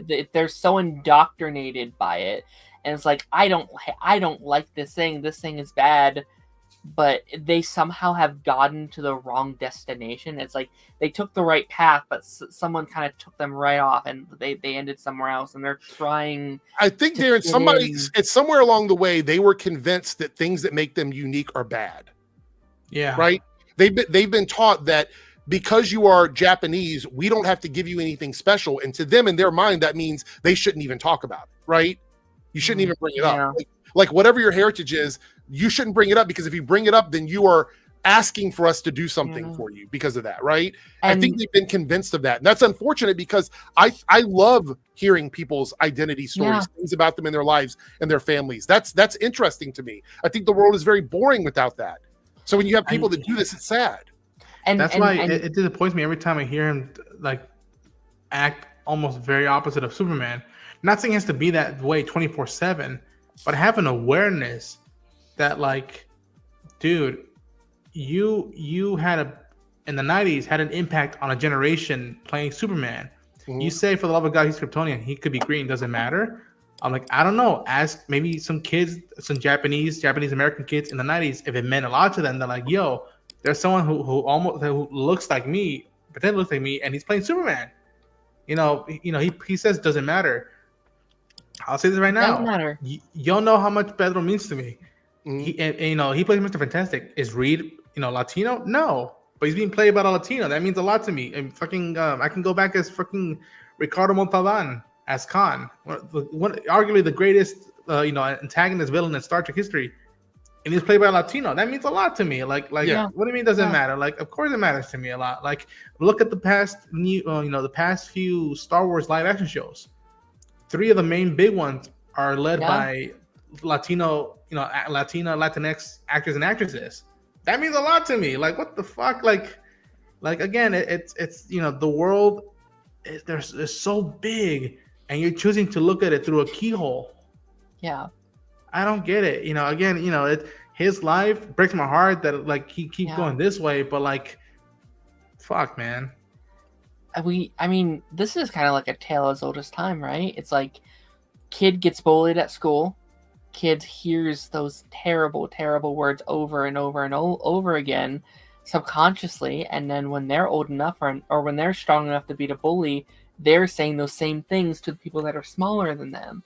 And it's like, that's what they know. That's what they were taught. They were taught my heritage is bad, so now I must push that down on other people. It's a little bit of projection and defense. Like they think they're saving the day by telling other people that if you don't do this, you will get accepted by the white majority in this country, and then that's going to protect you. That's kind of what it is. You know what I mean? Because he's kind of grifting off of like appealing to the white majority, because that's always done him well. You know what I mean? It's something that it's always stuck by him. And so he's carrying that with him. And it's unfortunate, because you don't have to do that. You don't have to do this. Like, no one is saying that you have to walk around and celebrate every single part of your heritage, your background, your identity. You don't have to do that. But if somebody sees something in you that inspires them, that is not a negative on you. That's not, like you were saying, Ronan, it's not a negative. Somebody sees someone on TV that helps them identify with that thing and inspires them to be a better person, to work harder, to want to have an opportunity to do those things. Those are all the benefits of these things. He doesn't want to admit it, but Michael B. Jordan being a black Superman would inspire kids who look at him and see him as that same, like, sort of, having that same background, that life as them, and they can do those things too. And it might not mean something to everybody, but if it means something to one person, that's all that matters. That enhances the experience. That enhances the human experience. That enhances the relevancy, the impact that a character still has after 90 years of existence, over maybe 80. And it's just like, I look at it now and like, again, he has his choice to behave this way. But I also would ask the question: what do you think Siegel and Schuster would think of how your thoughts on this? Like, how do you think they would feel? Seeing you act this way, having donned the cape once, and like I look at now, and and listen, especially people of color, women, non-binaries. There's a line we also have to cross where we don't want tokenism. Right. We don't want stuff handed to us. Yeah. And that's something that if again, different mindset, he could go into and maybe talk about it in a way if he was knowledgeable. But hearing this stuff doesn't seem like he's knowledgeable. Doesn't want to be knowledgeable about that. Again, well, using the term identity politics already tells me that you're not going any deeper than just like what's on the surface, right? So like you're saying, there's a tokenization that any marginalized community can look at and go, this is not something we appreciate. Like we don't put up for this. We don't want it, blah, blah, blah, whatever. But he's saying that something like, for example, if Superman is black in a Superman movie, it may not even be something that's discussed within the context of the movie, but outside of the movie, you'd be like, he's the first black Superman, right? So he's saying that those identity politics that exist outside of the movie you can't explore a black Superman in the movie because outside of the movie, people would bring attention to it. That's dumb. That doesn't even make any sense. I'll go back to my example of Star Wars. All my family, both sides, Mexican, Salvadorian side, they all know I love Star Wars as a kid, and they're like, "All right, cool, it's fun, it's cool to watch it once in a while," but they won't talk about it as much growing up, or they won't even bring it up as much. But they know, okay, Miguel likes it, cool, we'll get him presents, we'll know what he likes into. Right. As of recent years, I haven't had this much questions from them about, okay, so when does Andor take place? Okay, so the Mandalorian, they can't wear the helmets. Okay, Ahsoka, was she a Jedi? Was she good? Like did Anakin train her well or not? Like, I have never been asked this many questions from my family of Star Wars. And guess what? They had to do something with the people right now who are in the lead taking these stories onwards. No, 100%. I do want to remind everybody, we have, before we move to the next topic, we have 20 minutes left for 3 more teal super chats. When I say teal, I want to show you the color again. It is this color on your bar. So 3 more of these and we hit the goal, and we will do a poll. So you hit the goal, you get the poll. Pause. Are there lists tonight? No, but you can suggest them. I know you sent some already, but if you want to suggest some, you can. I know that Darren also had some. Just put them in the private chat if you want. I do. Yeah, if you want to do that, you can put them in the I thought you had one last week that you wanted me to do again. Wasn't it video games or something? Something that you asked me to do again. I wasn't here last week. Oh, not last week, the week before. I remember you mentioning something that we did on the poll that you were like, we should do that one again or something, but I don't remember what it was now. I forget. Mine was anime. Anime was yours, yeah. Okay. Good luck.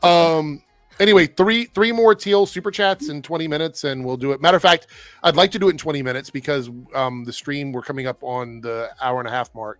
So, matter of fact, once we get once you guys come up with some for me to put up on the poll, we'll do that. And we'll put those in.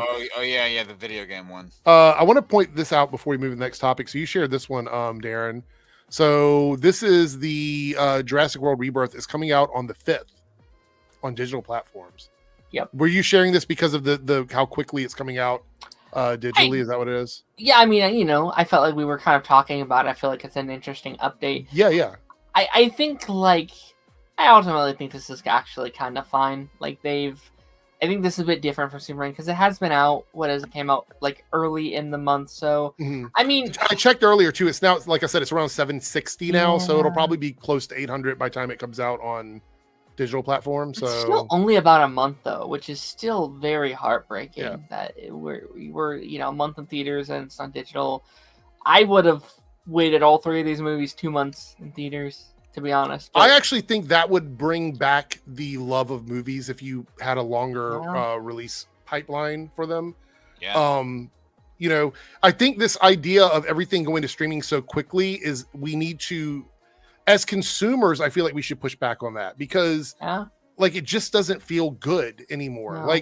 I have friends that I know skipped both Superman and Fantastic Four because they're like, we'll just watch it in August. They don't even know when it's coming out, but they assume it's going to come out in August. We'll just watch it in August. And I'm like, it's going to be at least 3 months. I mean, well, I would hope so. I wish movies went back to those bigger windows like they did back in the day with DVDs and Blu-rays. Like, Yeah. I wish they did that again. I remember Tarantino once saying that like Once Upon a Time in Hollywood and Joker were like the last movies that had time to just simmer in the movie theaters and just let people give the choice if they want to see it or not. Yeah. And after that, stuff just flipped over on its head. Was that COVID, man? I mean, the world flipped over on its head right after that. Mm-hmm. So here's the last actual like topic, and then we will move into our top 5 list.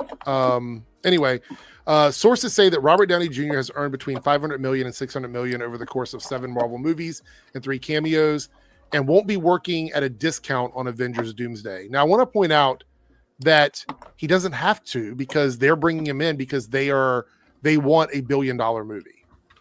So they will pay him almost anything he wants, probably within reason, to get him to come back. Yeah. Is that a safe bet? I feel like they would subtract budgets for other actors just to get Robert Downey Jr. back, to be honest. Which I still stand by. I don't think they needed to do that. I think Avengers Doomsday could have and would have been a $1 billion movie without Downey in this movie. Yeah. Does everybody else kind of agree on that one? Just curious. Yeah, because I think they're bringing back the X-Men. What are you talking about? Like you've got that on its own right there, but just going into it, what they should have done, I've been saying this, so prior to the MCU, Doom was a much more well-known character than Thanos was.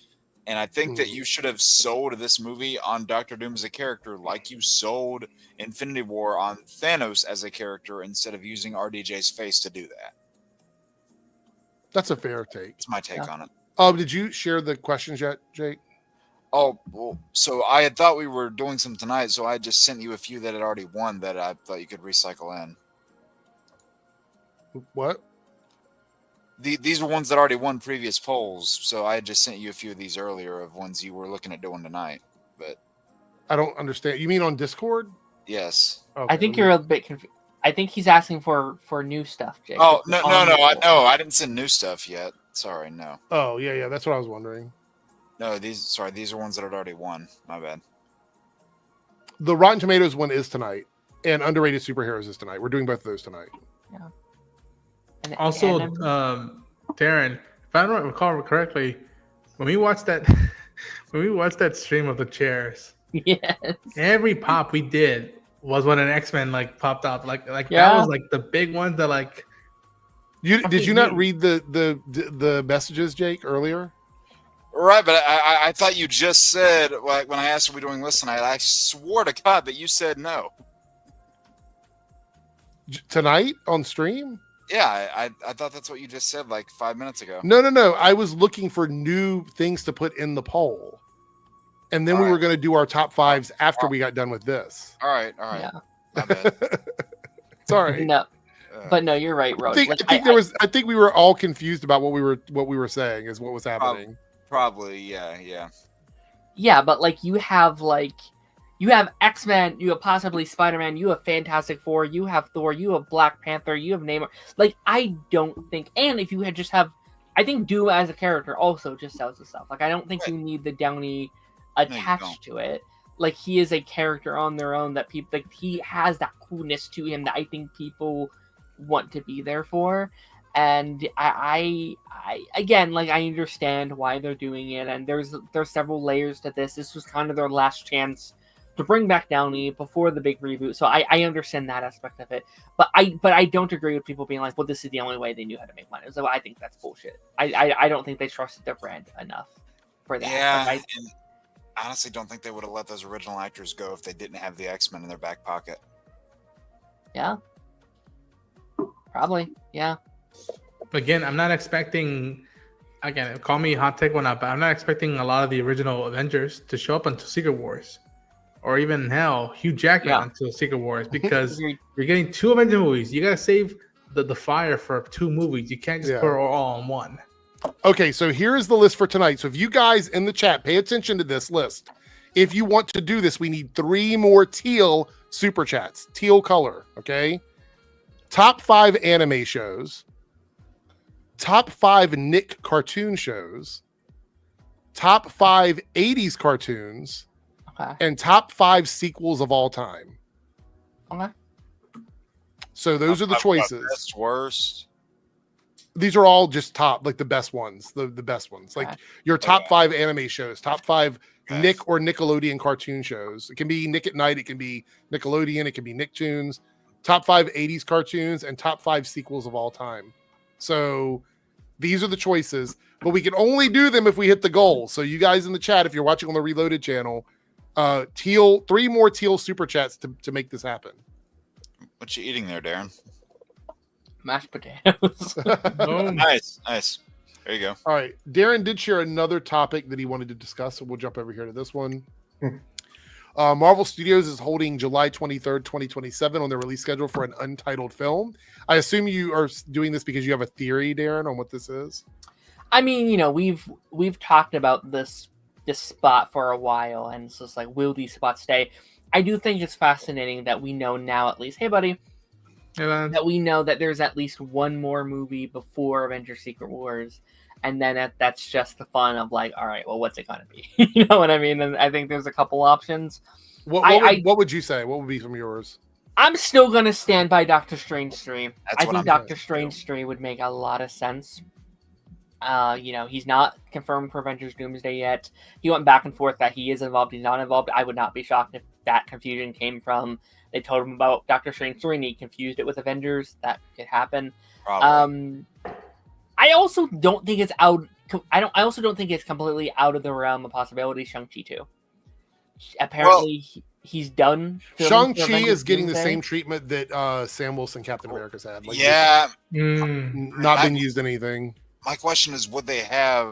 Well, actually, I guess now that I think about it, he's only confirmed for one Avengers movie. Mm-hmm. So, like, I guess my thought process was, would they have a solo movie if that character is going to appear in 2 Avengers movies, but we don't even know if he is going to appear in both? Yeah, I mean, apparently he's done filming for Avengers Doomsday. Like apparently he's either done or about to be done. And if that's the case, like, he might have a very short role in the movie. Maybe there's a reason for that. You know what I mean? Like, maybe it's like, well, West Coast Avengers. I'm just kidding. Hey, I wouldn't be mad. I wouldn't be mad. Yeah. Or, and I don't think this is the case, but I did say this on my stream. I think it's like a very small % chance. Champions, potentially. You know, like, they haven't announced any of the Young Avengers characters for Doomsday yet. Right. Maybe there's a reason for that. You know what I mean? Yeah. Hey, but Eternals... Wait, never mind. Captain America 5. I love Eternals. Getting Captain America 5 fast-tracked. She-Hulk movie? Maybe. Secret Asian movie. Remember, the 10 Rings will return at some point. It'd be crazy if like Eternals show up for like a split second, Doom just wipes them out. I could see them having a cameo. Listen, one of them. If a lot of these characters like Moon Knight, She-Hulk, Shang-Chi, if they don't have a big presence in Doomsday and they have this slot open, there's something worth doing before Secret Wars, because Secret Wars is the big money shot. That is where like you go balls to the wall of like anything is possible. Hence the title, Secret Wars. And they're just like, so before that, give those characters some leeway. If not, just like our friends in America have been saying, as soon as X-Men and FF are in the driver's seat, God help anything else be after that. Like, yeah, and God help anything that has already been introduced that they plan on keeping. Yeah, I want to see Moon Knight. I want to see Werewolf by Night. I doubt I'll see him anytime soon. Right, and I've been saying this. Like, give the rest of that monster version of the Howling Commandos, like your Frankenstein's monster, your Werewolf by Night, or no, they already did that. The Living Mummy. Give them like that special presentation kind of treatment, and make those like Halloween style, special presentations. You got good potential there. Yeah, I don't think this is the case either, but I just want to throw it out there just in case. If Chris Hemsworth is done after Secret Wars, I wouldn't be completely shocked if they want to get one last Thor movie out. And throw that in there, maybe. If he doesn't die in these, then. Yeah, I mean, give him like I've been saying too. Bring that Shakespearean kind of aesthetic that you had in the first film back, and mix it with kind of a Logan style tone, so you have potential for, you've got good world building, but you can do a really good character study, and that would be your good way to kind of say goodbye to that character, because his most recent installment is an embarrassment to that franchise. I'm calling it now. If they do one last Thor movie and it's a goodbye, you can start hearing Stairway to Heaven and that teaser. Oh, yeah. Mark my words, they're gonna pull Stairway to Heaven, and it's gonna be like, oh, where's he going? Is it Valhalla? Is Natalie Portman back? Like, right. Yeah. Lone Wolf. I tried to find the stuff you sent over earlier or whatever. I don't see where it is at in the Discord server. By the way, speaking of Discord, Monday, the Discord will open up for everyone that wants to join. We've got enough mods in there now that I feel like it's okay to go ahead and do that. So we're going to open it up on Monday. So if you are a channel member and you have not already done so, you can get early access this weekend by clicking the community tab and scrolling down, and you'll see the first post for, or you can filter for posts for memberships, and it should be there.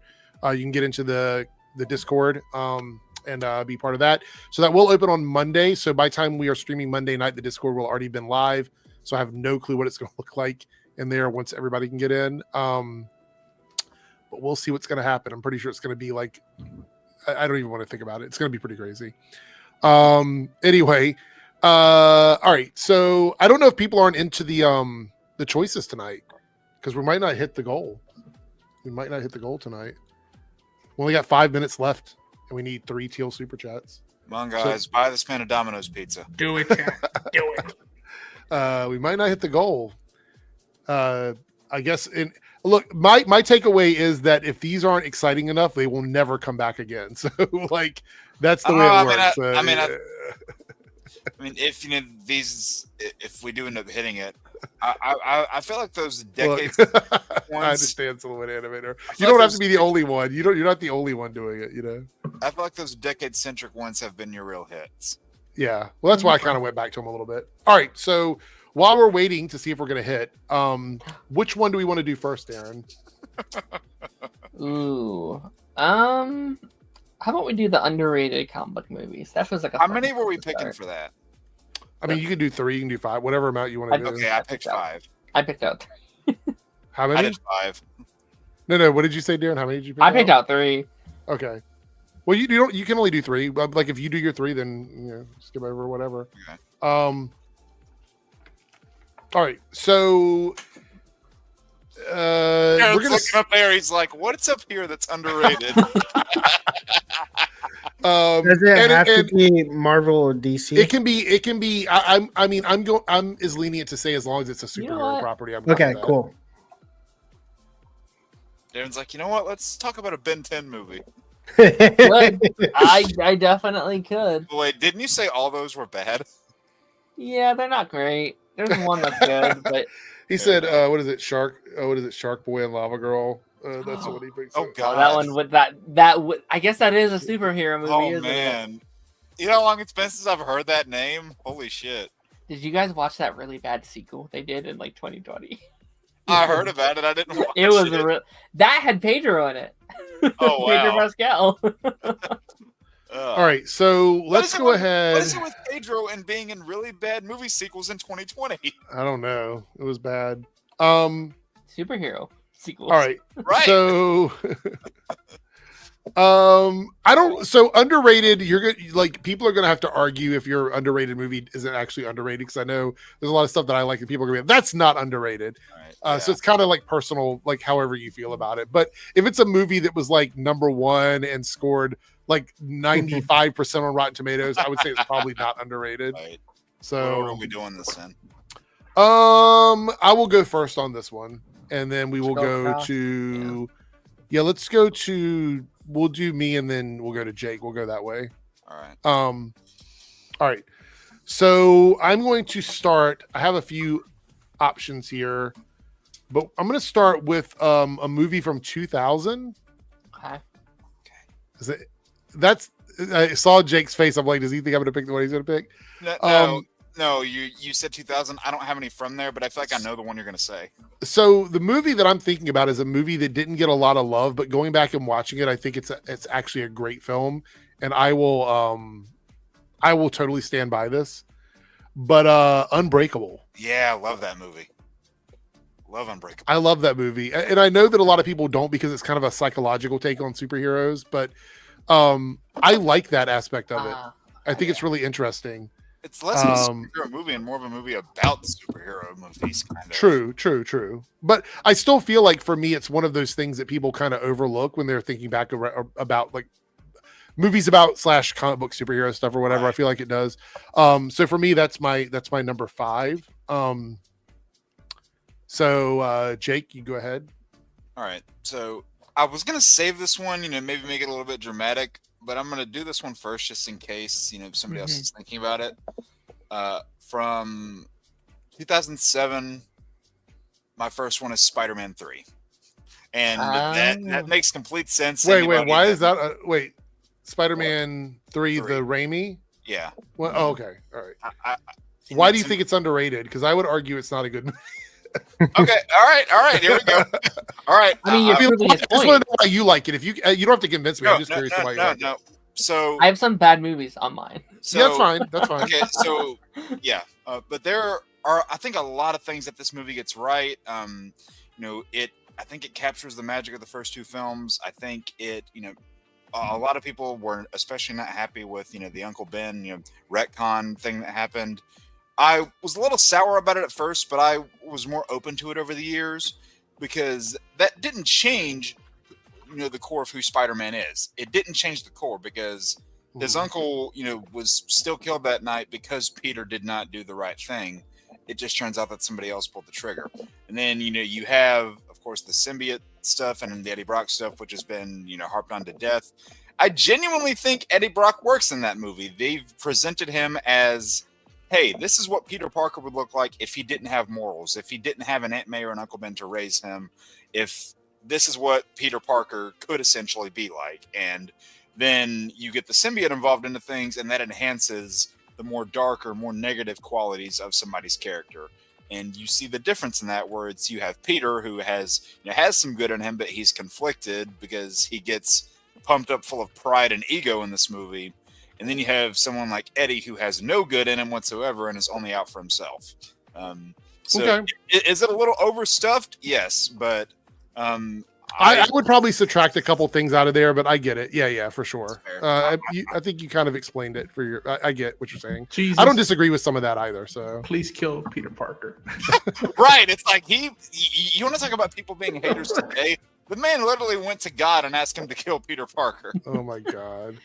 All right, Darren, did you add 2 more, or are you starting at 3? I added a couple more, so yeah. Okay. So if you do 5, that's what we'll do. All right. All right, I'll start with this one. This was like a pretty safe option. It was underrated, mainly probably because of when the movie came out. It came out at a very awkward time, and that is the DCEU's Birds of Prey movie. Oh, yes.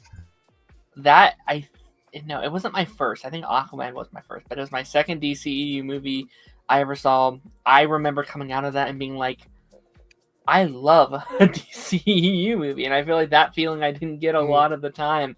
I think stylistically, the movie is gorgeous. The way they do their action sequences, the way they do a lot of these characters, and the way they edit the film, I genuinely think it's gorgeous. Are some of the characterizations not great? Sure. Sure, definitely. But I think it kind of makes up for it with this action set piece, with his characters. I think outside of them killing him off, Black Mask is a really, really good villain in that movie.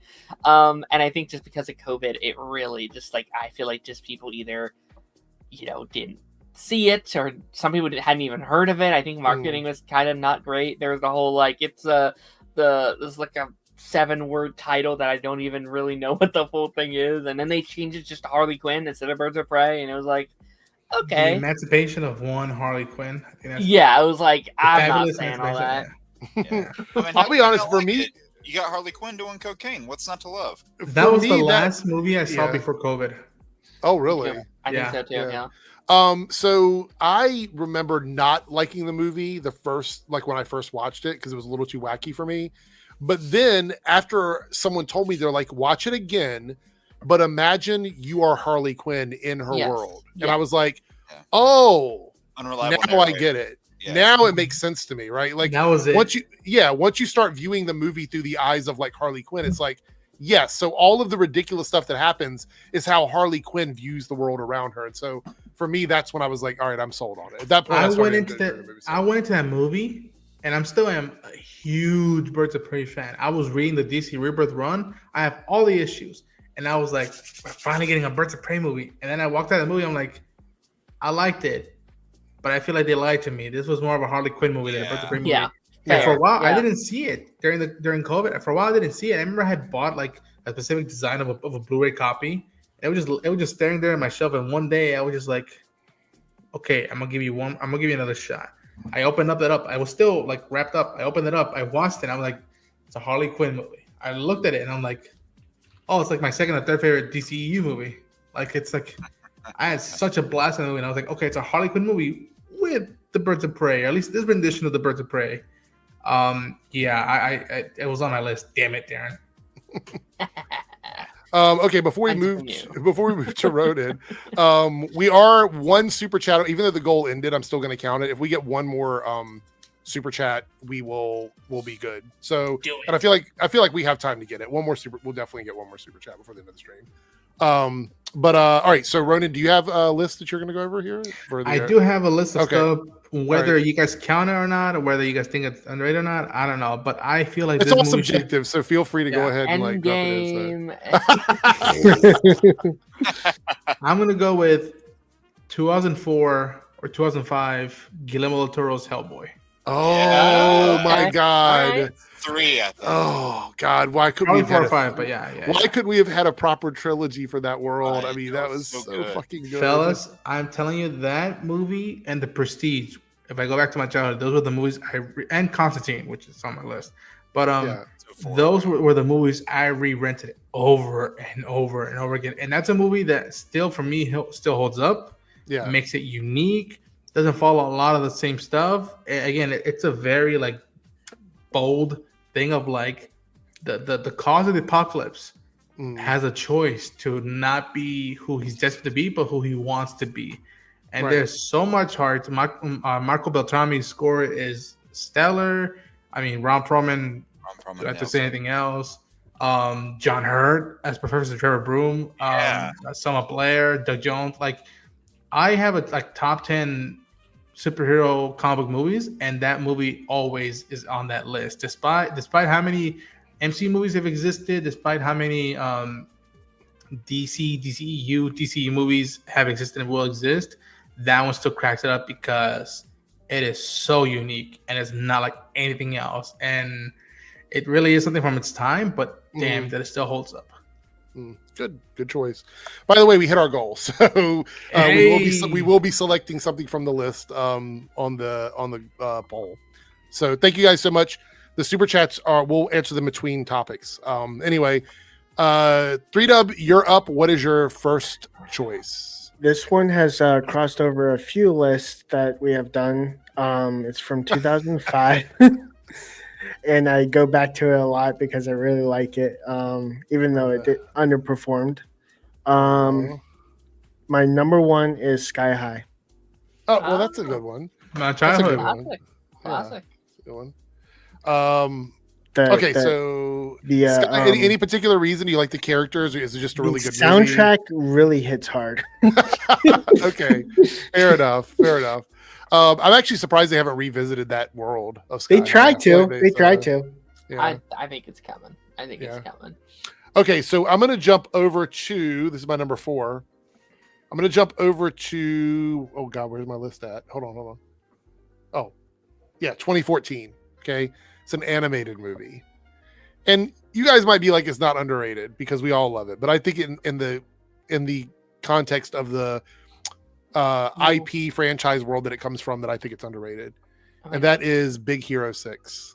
Oh, yeah, 2014. I think it's been overshadowed by other animated hits and not seen as a traditional superhero movie, but I would say that it is. It's in the top 6. It's a Marvel movie, technically. Yeah. Yeah, I mean, technically Denzi owns it. Yeah, so I love this movie. It really does blend like the Marvel and Pixar style together, and Baymax is awesome. So Yeah. you're there. So that's my number 4. Jake, that brings us to you. All right, so my number 4. This is the most recent of the movies I've selected to come out. Okay. This is another Sam Raimi movie. People probably saw this coming too. I have from 2022 Doctor Strange in the Multiverse of Madness. I would argue for me that is not underrated because I think that movie got a lot of amazing. It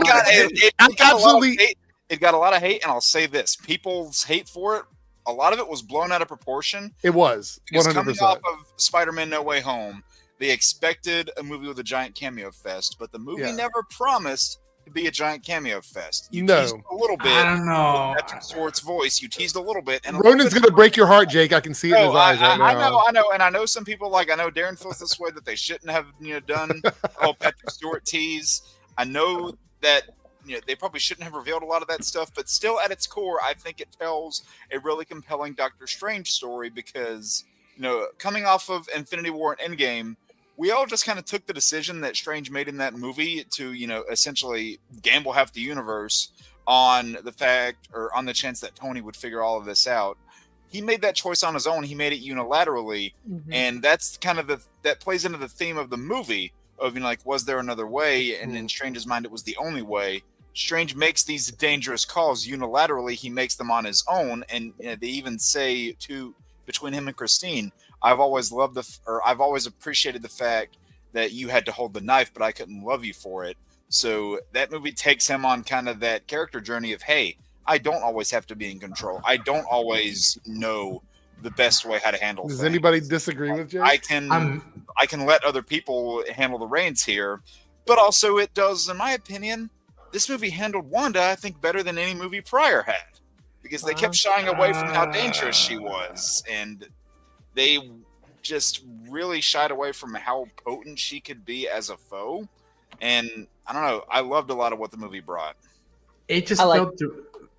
Listen, I had fun with it. But man, oh man, I'm still mixed on it. Because to me, a lot of the Wanda stuff felt a little derivative from WandaVision, which I think I prefer way more than in Multiverse of Madness.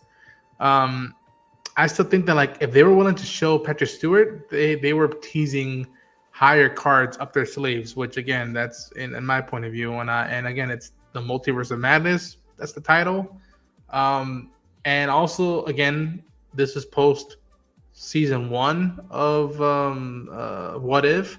There's a whole episode that I think it's probably regarded as the best episode of What If with Doctor Strange. And that hit home. That the heart of that was, I think, better. I think that's what it is. Execution for me. And the fact that people either didn't see WandaVision and there was that whole play of it. Again, his style, I dug it. Seeing the horror stuff element, I dug it being implemented in Doctor Strange too. But again, there was that missing. It's a weird piece in the puzzle because you would think that's a big pillar of the multiverse saga, but hey, we haven't seen Doctor Strange in a while, and it goes to that link of Loki did a better version of handling the multiverse than this movie did, and it has it in the fucking title. I know it's an unpopular opinion, but no. I respect the choice, and again, I don't hate it. I don't love it. It's I'm on Jake's side though, so I'm over here saying I support it. I get it. I definitely like the movie. I don't love it, but I will say I think it has some of the most badass scenes in the entire MCU. I would explain my position on supporting Jake on this one is I think they got locked into a movie title that probably didn't represent the film.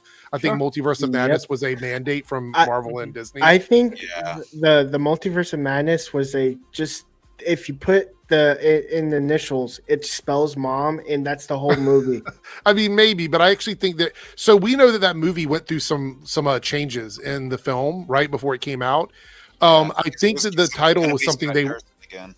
Yeah, and I think the title is one of those things where they weren't going to budge on it. They're like, no, this is what we're going to call the movie. We've already invested in marketing. We're not going to change it. And so they got stuck with Multiverse of Madness. It was more like multiverse of some unusual shit. That's kind of what it was. But I still think if you take the title away from it and you tighten up the story a little bit, I think it is much better than what, like if it wasn't titled Multiverse of Madness, I think that would reduce a lot of the complaints about the movie. Honestly, again, I don't think that's like a crazy name. Like it was a multiverse, and it was madness. Like I don't think that was the issue. It was, but I think a lot of people, even Feige said that he wanted to see more multiverse in it, like more traveling through the multiverse. My counter argument to that though is like if you're going through all these different universes, you know, so within the movie we're in like what 3-4 universes total. If you would have gone into much more than that, then the ones you had plus the ones you would hypothetically introduced would have gotten a lot less development because you would have gotten less time in all of them. I don't want to get lost in the weeds on this because I feel like we need to like move through it. But I will say this. No, I will say this. I think that if they would have done something like one of the most interesting parts of that movie is the universe where they use music that is magic. I think that's a really cool element. If they would have done something where they were in a world where everybody was animated or something that really sort of broke what the world was, I think a lot more people would have probably appreciated it. But Jake, I'm on your team, even though it's like we feel like it's a divide down the middle here.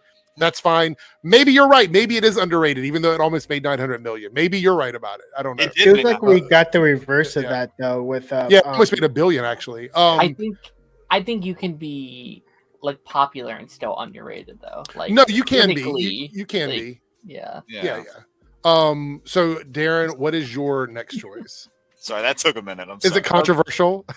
oh, mine is definitely. Oh no! Here and like, listen, I don't think this is a good movie. Oh no! I just had quite a bit of fun when I watched this last year. And these aren't ranked either. I just have 5 random ones. Okay. I have Ben Affleck's Daredevil. Damn it! Darren took that one from me. I can't defend that one. No, that's fair. Like I'm on Darren's side with this one. I don't think it's like amazing, but I watched it last year for like the first time, like after Deadpool came out, because I hadn't really seen those movies. I was like, all right, I'll check that out. Still haven't seen the spin-off movie because I hear that one is a mess, even worse. The Electra movie? I've not. Yeah. I haven't. I'm actually okay. Yeah. But like, I just wanted a little bit of taste of that character, a little bit. And I was like, this isn't a good movie, but I thought it was a lot of fun. And I have a thing where when I hear something is like one of the worst of all times, I was like, oh. It raises your expectations on how bad it's going to be. I was like, oh, that's actually kind of fun. And I kind of feel like, as weird as a movie it is, I do feel like it ultimately does kind of capture that charm of Daredevil that I like. And I do think most of the castings are actually really, really solid. Stedman is right. If you watch the director's cut, it is better than the regular watch the director's cut of that movie because they're fundamentally different movies. Okay. Because the original movie by the third act especially kind of devolves into, you know, like a who got my girlfriend revenge sort of story. And the director's cut of the movie is fundamentally not that. Yeah. Don't spoil it. Let him watch it.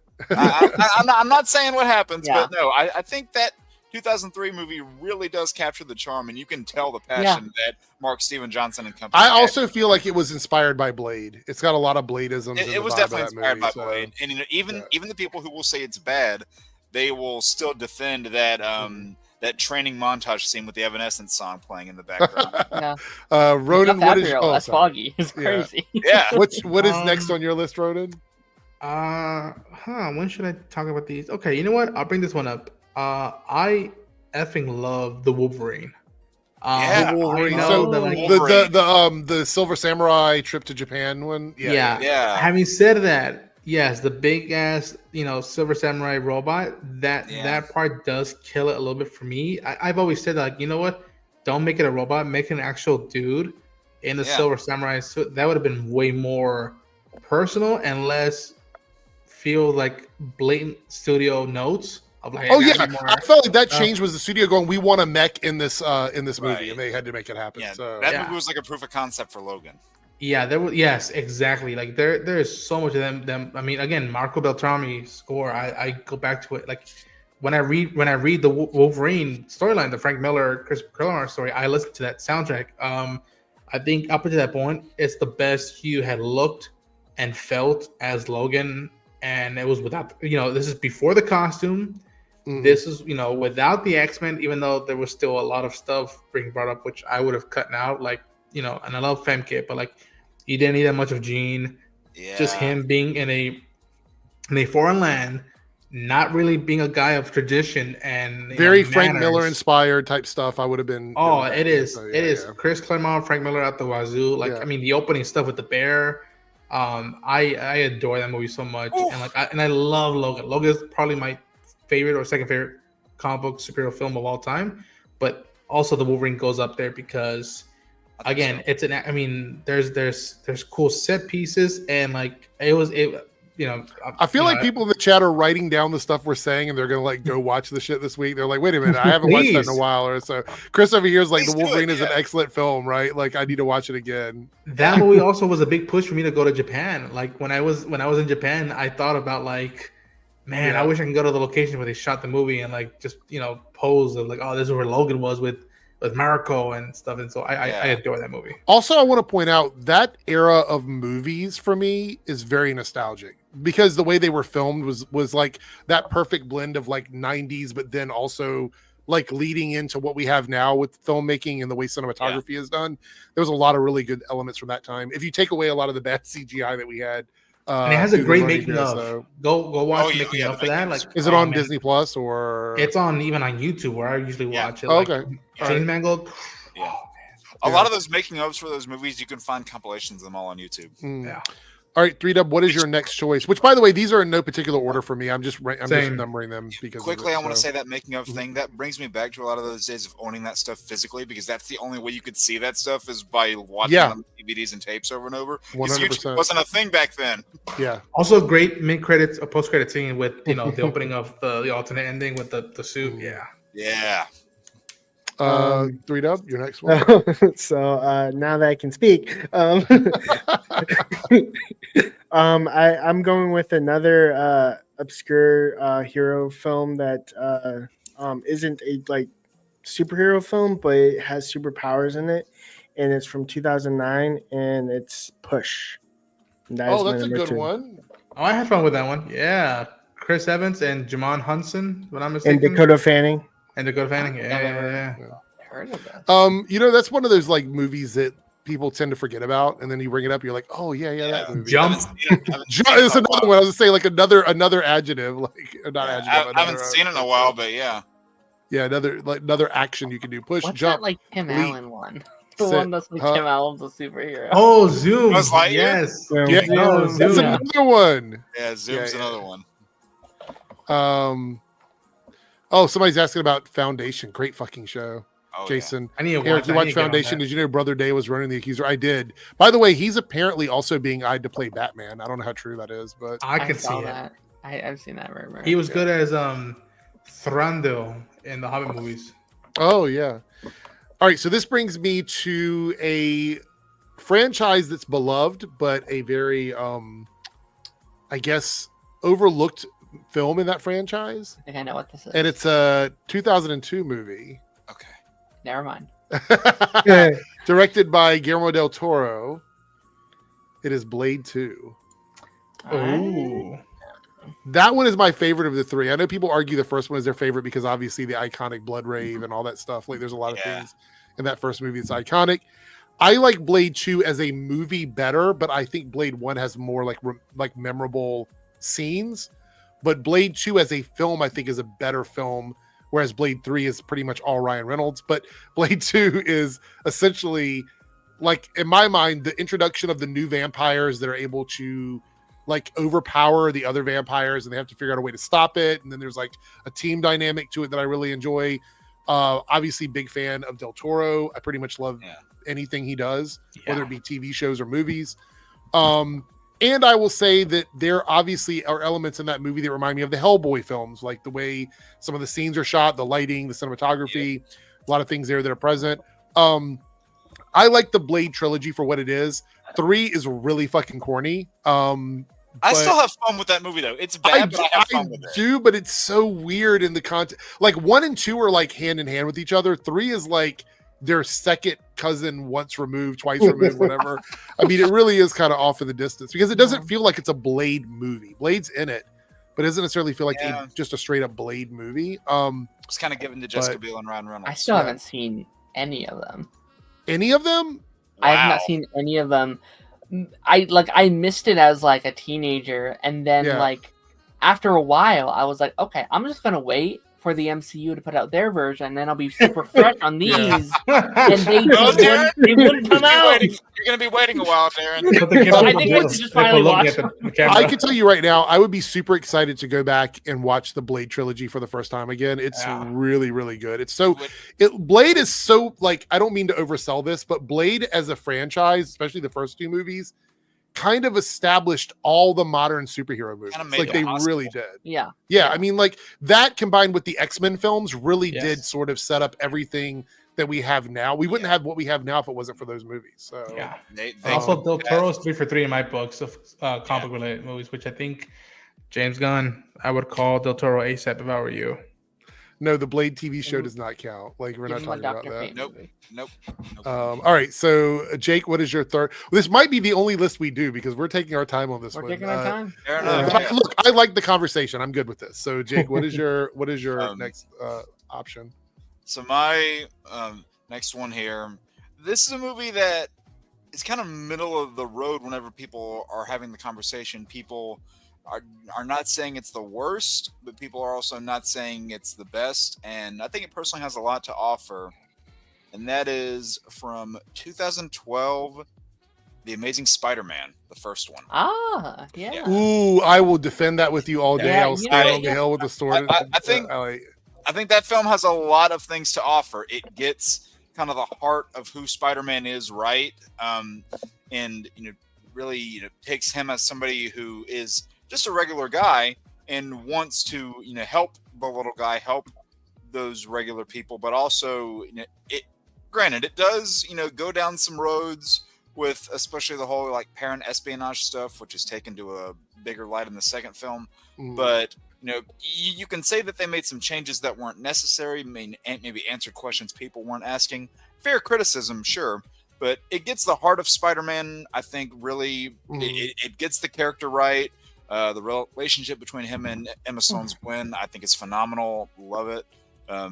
Has one of the best scenes in any Spider-Man movie, in my opinion, which I know is a little. This scene, you could say it's a little bit campy, but I love the crane swinging sequence because I think some of the best things about these movies, where everybody in the city is moving the crane, so right? Right. I think some of the best things about these movies is when the city comes to Spider-Man's aid because it really makes New York feel like a character. Yeah. And Tobey and Andrew's movies really had that, and I think Holland's movies have kind of been missing that. Which is what I think we're going to get in the next Spider-Man movie from the MCU. So. Hopefully, yeah.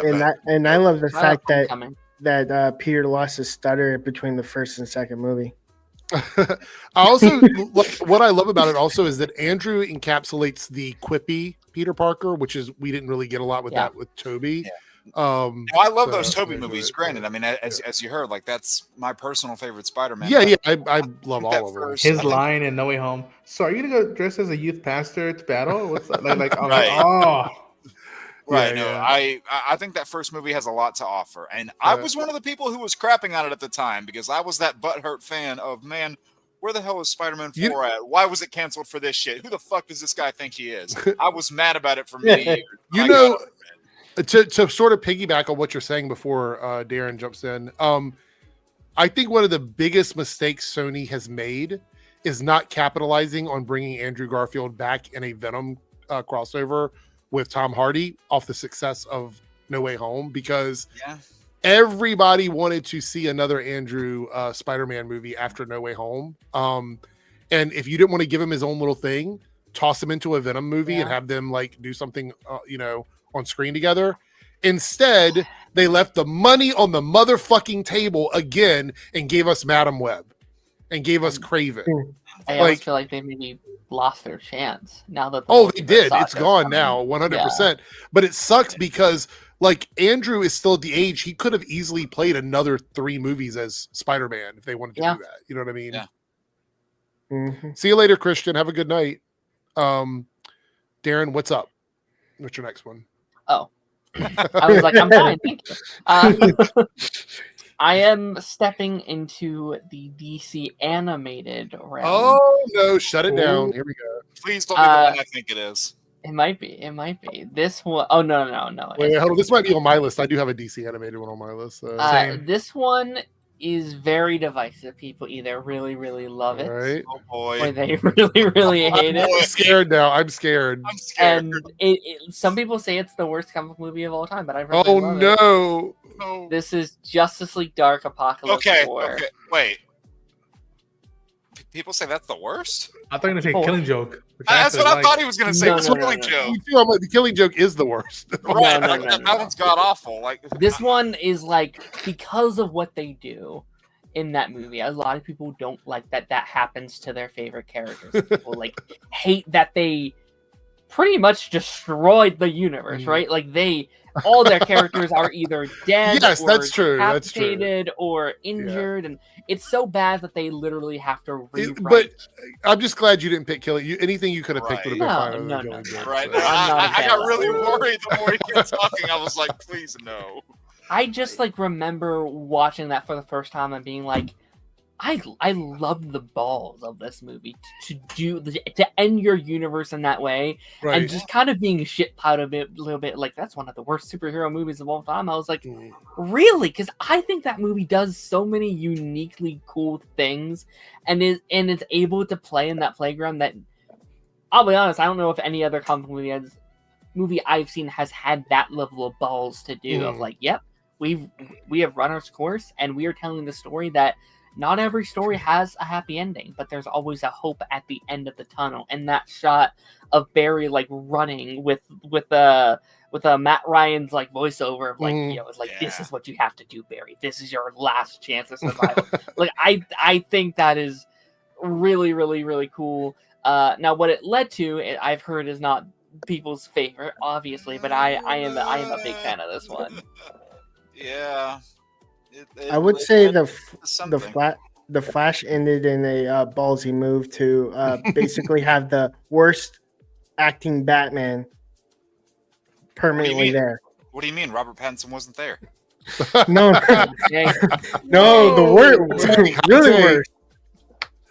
Where's Clooney? Harrison, don't watch Killing Joke. Really don't. Don't even waste your time. Please don't watch. Don't waste your time. It's wait, Ron, you like Killing Joke? I like it. Okay. Because I see it differently, but I get it. I understand. All right. I think people are shocked by some of the choices. There's some shocking relationship choices in that movie that people don't like. So. Yeah, I understand. That's what happens when you get a Batman movie from Bruce Timm without Paul Dini's involvement. Oh. What's worse, that one or the Harley Quinn? Oh, that was pretty bad too. I'd say that one's worse than Harley Quinn. I don't like Batman and Harley Quinn that much. What was that? What was that one DC film that came out that had like the Elseworld version of Zod as Superman and the Batman that's an actual bat? Do you remember that one? I don't remember that one. And God, the chat should know the name of this one. I haven't seen it in forever. I saw it when it first came out. Wasn't it something like Gods and Monsters? Gods and Monsters, I think is what it was. Yeah. Which is weird because that is the setup for fucking the DCU is the title Gods and Monsters. Yeah. I saw that. I actually thought that was weird, but I liked it in a weird way. I thought it was kind of an interesting movie. Fun. So. Thematically, it makes sense. And then it's going to show up as a bat. That's been confirmed. Okay, so Ronan, what is your next? Again, I don't know if people consider it underrated, but I feel like this should be talked about more, and especially in the modern era. But I'm gonna stay with my mid 2000s. I'm gonna go, dare I say, the original Elseworlds, DC Elseworlds, and Constantine. Yeah. Reeves, Francis Lawrence, Constantine. All right.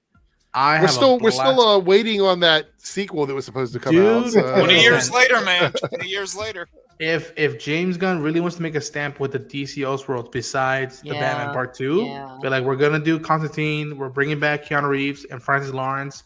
I think if The Long Walk is a hit, they're gonna be like, all right, Francis Lawrence, you want to do Constantine? All right, let's do it. The original film, amazing cast. I dug what Keanu Reeves does in that movie, even though to me the definitive Constantine is Matt Ryan. But again, I consider it as an Elseworld story because it's an American John.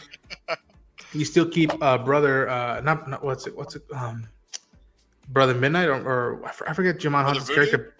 No, not Brother Voodoo. That's Marvel. But like, there's a character Midnight who also is a DC character, and Jimon Hunter plays him. And then you have the Tilda Swinton as Gabriel. Right. Yeah. I forget the actor's name who plays Satan, but he's a very he's a great actor. Yeah, I can't remember his name. He kills that fucking role in that movie. Yes. Kills it. Amazing film that I think, to an extent, I think the CG still stands, and it's a great. I agree, tells you everything Anthony. you need to know. Yeah, it tells you everything you need to know about who Papa Midnight. Is that right? Papa Midnight, I think so. Yeah. It tells you everything you need to know about John, how he's a dick, but he does have a heart of gold, and it just takes a while to get to it. And I just love that part of DC. Peter Stormare. Yeah, that's who it is. Yeah. John, and just fucking with him while he's like. Look, we talked about Neil being a great villain. Like, that guy plays great villains too. Like, he's just got the voice for it. So yeah. Wasn't Shia LaBeouf in that movie too? He plays Chaz. Yeah. Again, alternate version, but it's just like. Yeah, I haven't seen that movie in a long time. Yeah. We'll see. I'm still counting the days. Me James too. I think it'll happen. All right, 3Dub, what is your next choice? So this one's also obscure. It's but it does have superhero-esque in the movie, and it's from 2006, and it's My Super Ex-Girlfriend. Oh, I remember that movie. Is that the fucking Uma Thurman one? Yeah. She's like a superwoman type. And Anna Faris, I believe. Oh my god, I forgot about that movie. 3Dub. And Luke, and Owen's brother, Luke. Forget his last name. Wow, holy shit! I forgot about that movie. Yeah, that is definitely underrated. Luke Wilson. There we go. Okay, so buddy. My next one, I think, in my mind, is underrated because it doesn't get talked about enough.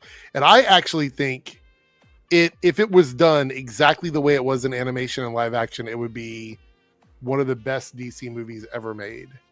But it has to be pretty much exactly the same with the right choices made in it. It's from 2013. Yep. It's an animated movie. And it's called Flashpoint Paradox. Okay. I love that. I thought everyone loved that one. I remember my jaw like falling on the floor when I realized, wait, what happened to this world Gotham? What happened there? And then you're like, oh, I will never forget. I showed it to a friend of mine, a lifelong friend. I had never seen it. We came over, we were watching it. And at the end of it, when he brings the letter back to Bruce, like literally, my friend was tearing up. He's like, I can't believe this fucking movie made me cry. I'm like, it is a good fucking movie. Yeah. And look, I know people love it, but I'm saying it's underrated because of the fact that it's an animated movie that never gets discussed really when people are talking about DC animation. And it's one of the best ones, if not the best one, in my opinion, of The Flash. You're a hell of a messenger. Thank you. And just that whole concept too. Like, this is something the movie definitely should have taken notes from. But that whole like super-powered war between Themyscira and Atlantis. Oh my god, so fucking good. God. I like, that's the thing, is when the Flash movie came out, and I will always be tainted by Flashpoint Paradox, right? Because when they did it on the live action show, when they did it in the movie, it will never ever be as amazing as what it was in that animated film. Yep. And that makes me sad because that animated film nailed that storyline. They nailed it 100%. I watched that fucking movie. Grindel. Like, it was great. Like, it just great fucking movie. I watched that movie in 4th grade and I was not ready. Oh yeah, exactly. I was like, oh, I hate the Flash. Like, there's so many emotional moments that, like when he sees his mom again and he's like, he can't believe that she's there. You know what I mean? They did such a great job. Something they fucking fumbled the bag on the Flash movie that we got a couple years back. They fumbled the bag on that one. They did it so fucking well in Flashpoint Paradox. And it's again, I think people sleep on animated movies, which is why we're sort of in an animated renaissance right now with like TV shows and stuff. The right voice actors, the right cinematography. It doesn't matter if your art looks a million times great or whatever. It's about nailing the emotion, the voice acting, and the moment in that scene. And in Flashpoint Paradox, I don't think there is one bad scene in that entire fucking movie. No. I don't think there's one bad scene in it. Mm-hmm. So I stand by that one. That's my next one. Okay. So All right, Okay. All right. Jake, what is your next one? This next one's controversial. Oh God, here we go. Oh my gosh. And not because like not because I say, people like, okay, let me preface. This isn't controversial because of its level of quality, It's Killing Joke. but it's also controversial because I think this is personally the best installment in this particular franchise. Killing Joke. Oh, I'm intrigued. Last Stand. I'm just kidding. No. This is a movie going that will turn 15 years old next year, which is crazy to think about. 15. Okay. It'll turn 15 years old, so from 2011. This is underrated movies, Jake. I know. Okay, all right. This is one I don't see talked about nearly enough, or when I do, people don't talk about it in much of a positive light. All right. Thor. Oh, I like I agree. Thor. The first I Thor agree. movie. Yeah.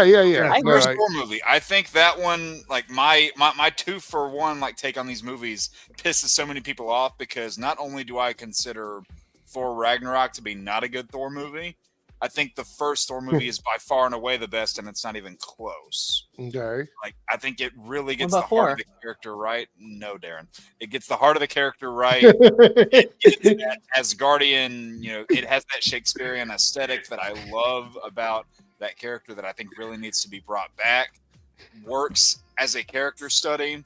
Of course, Tom Hiddleston as Loki is always charismatic as the villain. And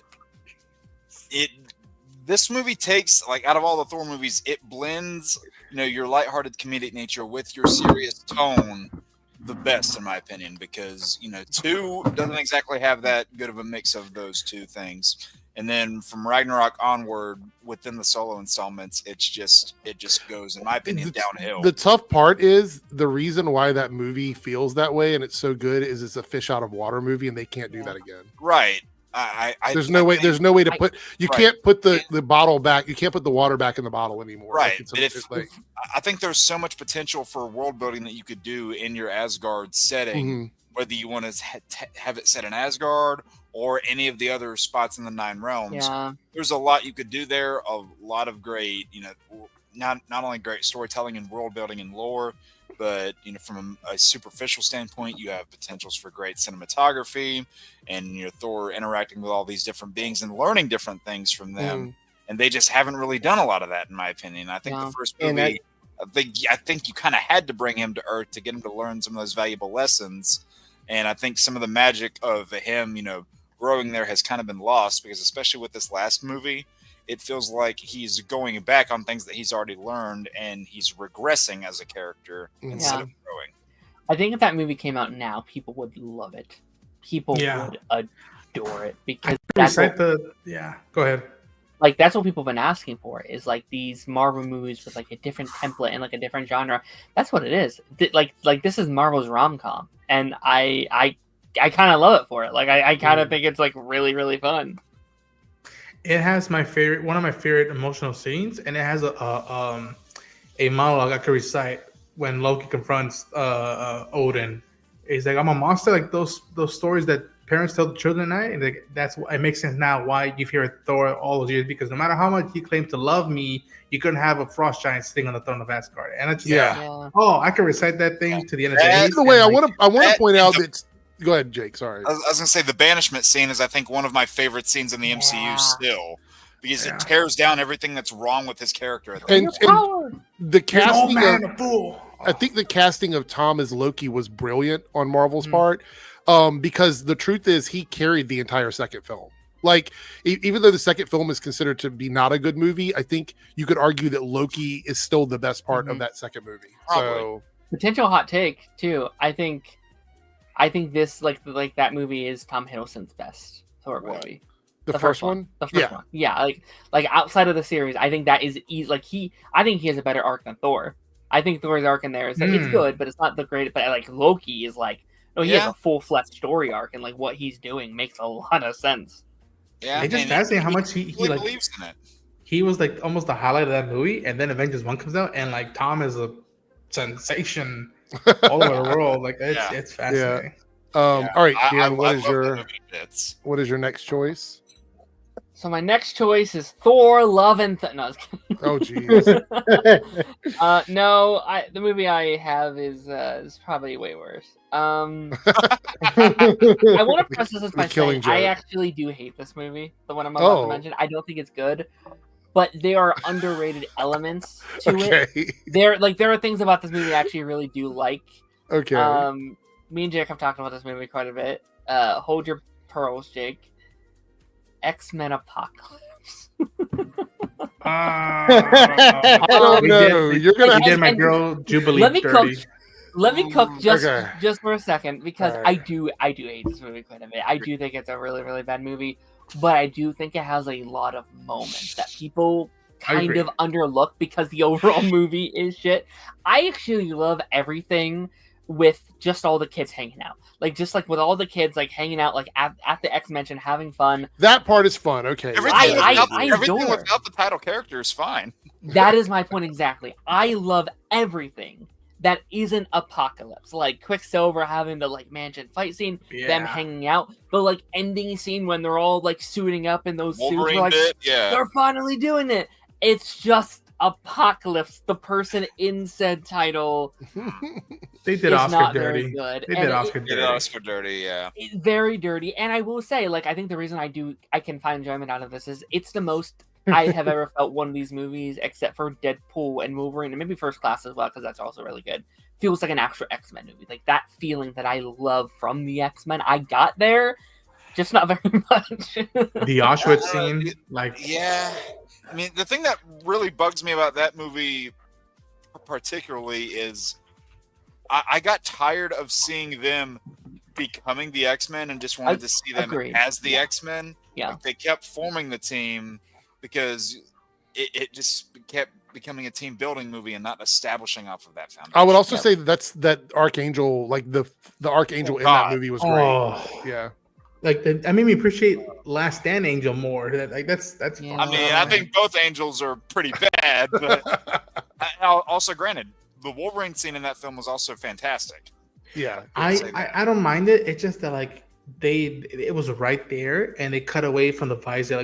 Like to them showing Hugh's face, it's like they were afraid to show that like before the suit, before all that, like him having that visor and helmet took the humanity away from him. I think. I don't know. Yeah, that's fair. And they didn't go all out on adapting the look from the comics with the red, laser, because they wanted to show Hugh Jackman's face. Yeah. All right. So, did you want to add more, Darren? Or No, that's it. Like again, I think there's cool elements to it. I like everything. Like I really like the like Gene and Scott stuff as well. Like I think like again them just kind of bonding with each other. Like I think that stuff is really fun. It's just like. I don't know, like the main plot stuff is really hard to get through. All right, so Ronan, you're up next. One that I consider, I'm gonna stay with the DC animated film. Probably my favorite rendition of Batman. Maybe I'm gonna go with 2018 Batman Gotham by Gaslight. That's a good one. Okay. I love that movie. Okay.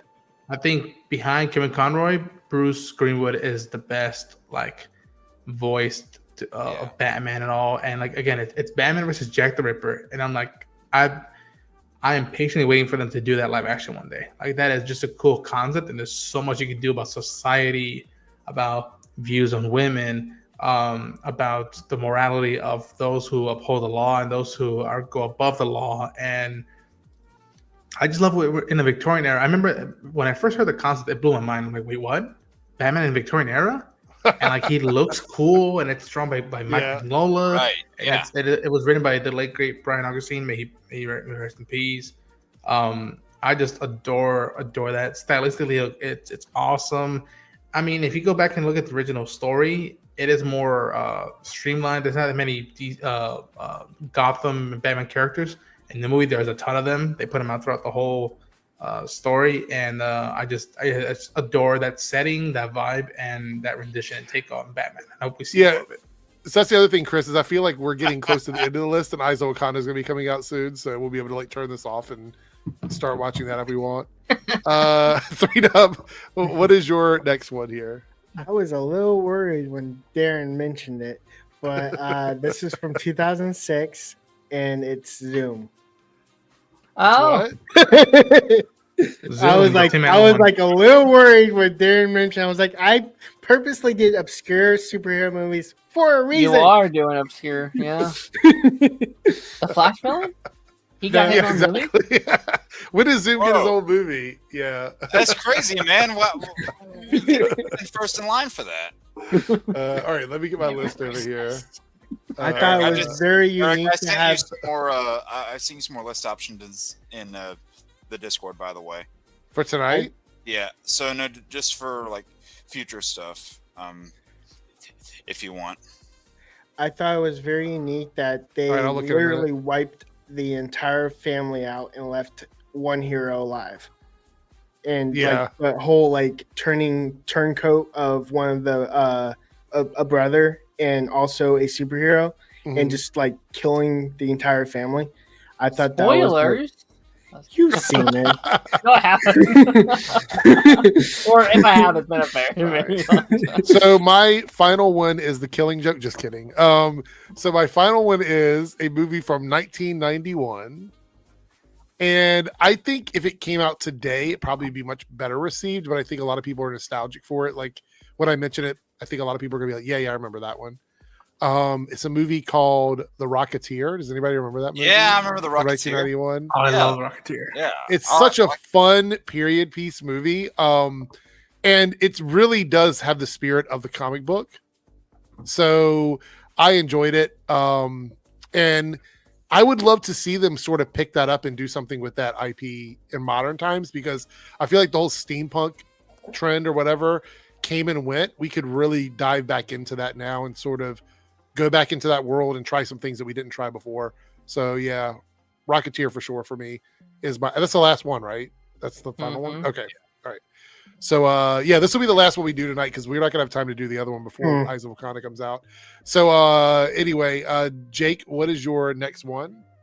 So my last one that I have here, this one was kind of one that I had to sub in while we were doing this list because Darren took one of mine. This is a movie that recently just had its 30th anniversary, coming from 1995. A lot of people, I feel like, don't give this movie nearly enough credit, probably because of what follows it. But I have Batman Forever. And oh, that's a good one. I think that Batman and Robin. that movie often gets too much criticism against it because it was followed up by Batman and Robin. But I think it gets a lot of the Batman Bruce Wayne, spirit of the character right. And, if I'm being honest, I love those Keaton movies. I do love them to bits. But there's a pretty big argument to be made that neither one of those movies are Batman stories. Like, Batman is not the focus of either one of those movies. He is not the central focus, but Batman and Bruce Wayne are not the big central focus either. And it tells, I think, a good story. The Red Book edition that you can find of that movie really tells a lot of that too, because there's a lot that was cut. I'm hoping we get a Schumacher cut one day to show more that was cut. And, granted, is some of the stuff with the Riddler and, Two-Faced, is it a little bit hammy? Yes, it is. But, I still enjoy it. I actually think Chris O'Donnell isn't half bad as Robin. Now, granted, he's a little too old to probably play the kid Robin that they were looking for, because he's like 24, 25 when he played the role. But I still think the movie is a lot of fun. Fucking love the score that they have for those Schumacher films still. I've still memorized like every note. And then, of course, the big seal of Kiss from a Rose music video that came out with that movie back in the day brings back a lot of memories for me. I mean, that song is still played today. I know it's a fantastic song. But I mean, I grew up watching that movie a lot, and is there a little bit of I guess nostalgia for it? You can say yes, but I genuinely think it's a decent movie. My only problem is if they try to lump in saying that's Michael Keaton's Batman, my head won't accept it. All right, so Darren, what is your last item on your list? I feel like people are going to call me out for this one. Oh no. Because I feel like you're going to say it's not underrated. Okay. And I think that's fair. It made quite a bit of money. Critically, it even did pretty well. But I think it deserves more recognition. It was even nominated for an Oscar. So again, underrated. Okay, what is this movie now? You got me curious. But I don't think I think this is one of the greatest movies the MCU has ever made, and I don't think it gets recognized enough. Okay. Jake hates this movie, and that's okay. And that's Black Panther: Wakanda Forever. I genuinely think it has some of the. Someone say Killing Joke. No, that's fair. That's fair, but no, like I genuinely think it doesn't get brought up among the greats of the greats, and I think it has some of the best performances. I think it's some of the most jaw-dropping and like emotionally driven stuff Marvel has ever made, and I feel like it gets really, really buried among your like No Way Homes and your Thunderbolts and like a lot of the greats of the last couple phases. That I think. I would argue the scene with Queen Ramonda in the studio where it's like, haven't I lost everything, is the single greatest scene in the entire MCU. And I feel like it doesn't get talked about to that degree. I would say that scene is probably a monologue that's better than a lot of monologues in any movie ever, in my opinion. Yeah, no, it is incredible. Like the fact it lost to I remember her face when she wasn't Jamie Lee Curtis that beat her. I remember her face. That's an incredible movie. It really is. But she plays a nothing. Like she's in such little of that movie to deserve anything. Like she doesn't do a bad job, but it's like, what was the movie? Everything Everywhere All at Once. All at Once. Right. Oh. Yeah. I don't think Oh yeah, she is. I don't think she was better in that movie than Angela was in Wakanda. No, Forever. Honestly, she was in that movie until you said she doesn't do anything. She's like a side. Like it's ridiculous. Yeah. Wow. But no, I have my problems with the movie, but I don't harp on anybody who likes it. So. Fair. All right. Well, with that being said, Ronan, we are coming to your final choice. What do you have? Again, don't know if they consider underrated or not, but one that should be talked a lot more is 2012's Dread. Oh, that was on my original list. I almost had that on my final list, but yeah, it's a really good movie. Carl Urban did it, man. Put a costume, put a helmet on him. Don't show his face. Just hear him say, "Mama's not the law. I am the law." Boom. Put him in a building, almost like Die Hard, Nakatomi Plaza. Just be like, shoot your way out of it. And I really wanted to see more of that. Again, it's another one like almost like the Hellboy. So I'm like, come on, let's continue the story for one more, and just like never came to fruition. But I remember being like, because I grew up on the Sly Stallone one, which I like, but it's not. That's good, not but Dread. Yeah, it's not Dread. And then you see this one, and you're like, "Holy shit, that's Dread!" It's like the Sly Stallone one is so campy and a product of its time. It's really crazy. Yeah, I mean, it's fun. It is definitely dated, but if you want to look at a definitive Dread performance, then that's cool. I want to respond to this quickly, and then we'll get to 3-Dub. I don't think they should have recast Black Panther and Wakanda Forever. I think there's a reason why they didn't do it. I know that if you take the emotional aspect out of it, but you have to remember everybody that worked on that set was close with Chadwick, and to come back to that movie and then have another person, playing T'Challa, I just don't think it wouldn't have amounted to a movie that would have worked for a lot of people. Black Panther is also not just T'Challa; it's whoever the king is. Like, I'm in a place. And I'm at a place now where I'd be totally okay with them introducing like another version of Black Panther. I think we've gone long enough now that seems like it's a fine thing. I think that movie would have been the wrong place to kind of bring him in. I mean, we kind of get him at the end a little bit with the tease of like his kid and stuff like that, but I still feel like they should probably shouldn't have done that. Just my opinion. My stance was and will always be, it comes down to his family and his cast. Whatever they decided was the right answer. And at the time, they were not emotionally ready to go film a movie with someone taking that spot. Oh, sorry, Darren, go ahead. It was like, I think that therapy was I'm sorry. I think that film was therapy to the cast and also the audience, to the fans. Yeah. Like I think they needed a moment because I'll be honest. Like, can you imagine? Okay, so swap this up, right? Just swap it up for a second. Imagine if, and I'm not putting this out in the world. I don't want this energy to go anywhere or whatever. But imagine if Robert Downey Jr. died, would people be like, "We need to recast Tony Stark immediately"? No, they wouldn't have done that. They would wanted a movie where the heroes got a chance to say goodbye to the symbolic passing of that character. So that's the thing. I feel like if the shoe was on the other foot, I see the comments.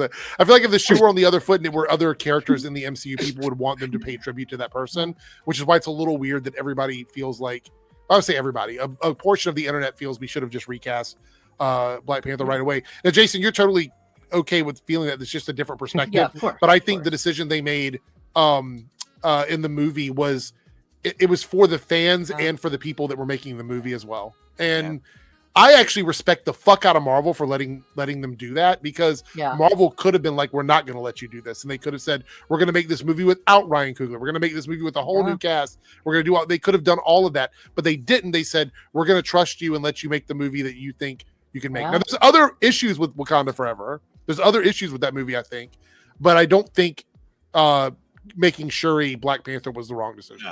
No. So people are going to come at the whole recast thing because they did do, the whole recast the actor after a death with Harrison Ford after William Hurt died. They did do there is a big difference between. Right, I know. I'm not saying they should. I'm not saying they should make that comparison. Some of them are. By the way, Jason, there's no offense. It's not attacking you. I'm just giving my point of view on it and what I think. I also feel like if they recasted, it's basically saying fuck that actor's. That's the perspective that the fans would have taken with Marvel. Yeah. Honestly, there would have been a lot more people that rejected the movie with the recasting than people that would have gone out and saw the movie. Yeah, it was basically a tipping scale of which one's worse. And like, I feel like nothing like. I don't think we were really ever in that position ever, right? Because typically when something like this would happen, you would just not make a sequel, right? You're just like, okay, you're done. Or you would just like in a couple years like reboot and it's like, okay, this is separate. The MCU can't do that. They can't just be like, well, Black Panther's got like, you need a Black Panther character. You need Wakanda is such a hearting beat of the MCU. They couldn't just sit on that, right? Now, yeah. Go ahead. Sorry. No, you finish.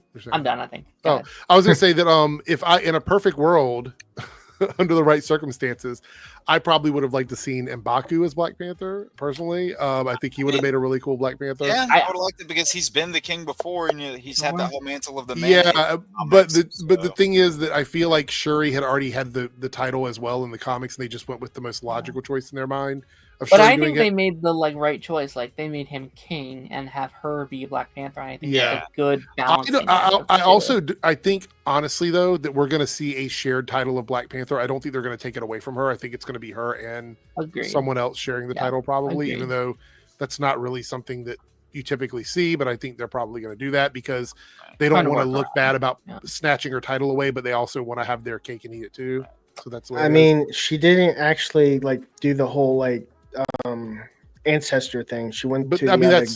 Yeah, but that's kind of the reason why I think. So I'm that's why they could do it because she didn't fully do the Black Hers was Panther artificial, thing. right? It was it was a technology based one. Yeah. So that's a good point. All right, 3Dub, you are up with your last one. So this one gave the actor range, and I really liked this movie. It gave there was a lot of MCU actors and a lot of Marvel actors that were in the movie. That also there was a lot of Disney actors too, which I thought was really cool having them in there. It was very underrated, but everyone likes this character now, that the actor now from Star Wars, and it's from 2008, and it's called Jumper. I like that one. I do like Jumper. It's another movie I like. I haven't seen it in a while, but part of my childhood. Yep, I remember that. I didn't mind it. Let's see here. I stick with the obscure superpower stuff. I respect it. Those are underrated. You I'll can't give cross that. over if Where's you my- do obscure. Mouse is doing this. Hold on. Close that. There we go. All right. All right. So we got some super chats here, and then we're gonna wrap it up because Wakanda, Eyes of Wakanda starts in like 20 minutes for people that are gonna go watch it. So I don't want to overlap with that. And then we're gonna see what won the poll. All right. So Darren's we're probably start- going to sleep and then then watch. I'm gonna watch at least one episode of it before. Did I bed. make you yawn, So, Ron? yeah. Yes, he did. Okay. South Texas Shark with a $5 super chat. This month is going to be busy for me. Trip to Minnesota. Also, 2 games released: Helldivers and Metal Gear Delta. Hell yeah. So, my brother loves Helldivers. It's one of his favorite game franchises. I don't know if it's going to be. democracy. I don't know if it's going to be a busier month for me though. I don't think I have a lot happening. I did get booked. Oh, this is a funny thing. I got a DJ booking for a party. Specifically, I'm going to tell you guys what it said in the email because it's really funny. It's 70s, 80s, and 90s music. In all caps, it said, but no fucking line dances. I was like, oh, okay, well, that's fine. Anyway, that's in Cool. September. So yeah, I was like, all right, we can do that. It's fair enough. Anyway, I hope the trips are in good spirit for the trip to Minnesota. South Texas Shark, $2 super chat. What did you watch this week? So I'm going to keep it very quick, but I'm watching Foundation right now. It's one of my favorite shows Okay. at the moment. I'm finishing up the Too Much series on Netflix, which is like a rom-com. Not my typical stuff, but it's funny, so I'm still watching that. Mhm. I'm watching a weird show called Zillow Gone Wild, and it's basically like Zillow listings of like really wild houses. It's on HBO Max. HBO Max gets random weird shit now, so I'm like, I guess I'll watch it. 'Cause I'm That sounds paying like for the something shit. you'd So It sounds like something you'd put on Apple or Paramount. yeah, I think it's one of those shows that's going to go back to Discovery though. I think it's a when they split off, it'll probably be a Discovery show. Yeah. What else am I watching? Oh, Project Runway, a show that I love, starts a new season tonight. Disney owns it now, so it's going to be on Freeform, and I think it's already out on Disney Plus right now. I think it came out at midnight. I love fashion shows and stuff like that. I got a lot of friends that work in the industry, so one of my friends is going to be on the show this season, so I want to see how they do. Awesome. That's kind of it this week. We were going to watch that War of the Worlds Ice Cube movie, but it looks really bad, so I'm like, we're not going to waste our time with We it. talked about this last night. So Lord. yeah, I'm not going to do Yeah. that one. Anybody want to drop like 1 or 2 things they're watching that nobody else might be watching? So Don't say am- Smallville, 3Dub. Don't say No, Smallville. so Nobody I'm gives a fuck. rewatching Black Clover, which is now Oh. been announced that they're doing a season 5 and a sequel to it after a like 5, 6, 7 year hiatus. Mm. So I'm finally watching Black Clover again, which is like Alright. 170 episodes. Oh my god. Okay. So Jesus. Anybody gonna else read- watching anything? I'm gonna So on revisit Monday- the Social Network. I think in a Oh, that's hour. the movie. I need to revisit. Oh, Social I Network. love that fucking movie. Good. And That's such I a good movie. The 9 Inch Nails soundtrack is so fucking good.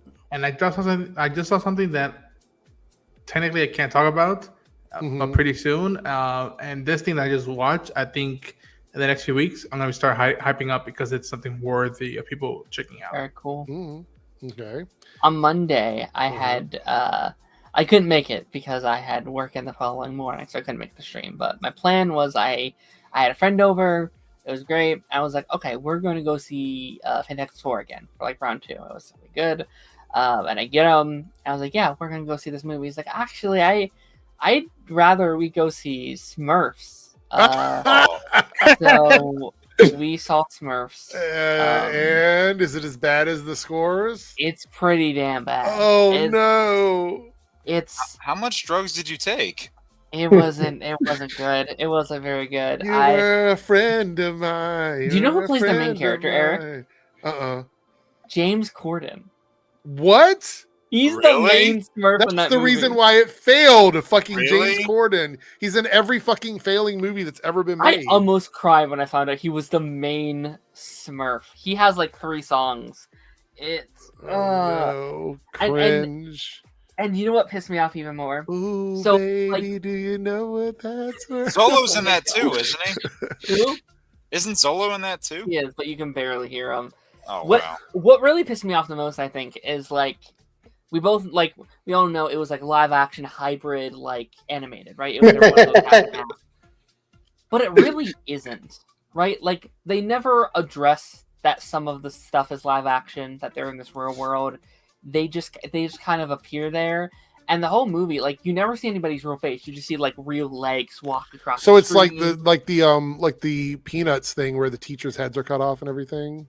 A little bit. Oh wow. And like at first, like I was confused about it. I was like, why even do it if you're not even going to like talk about it? I was like, oh, it's where they don't have to do the like animated backgrounds. They can make it cheaper for they don't have to animate the whole movie.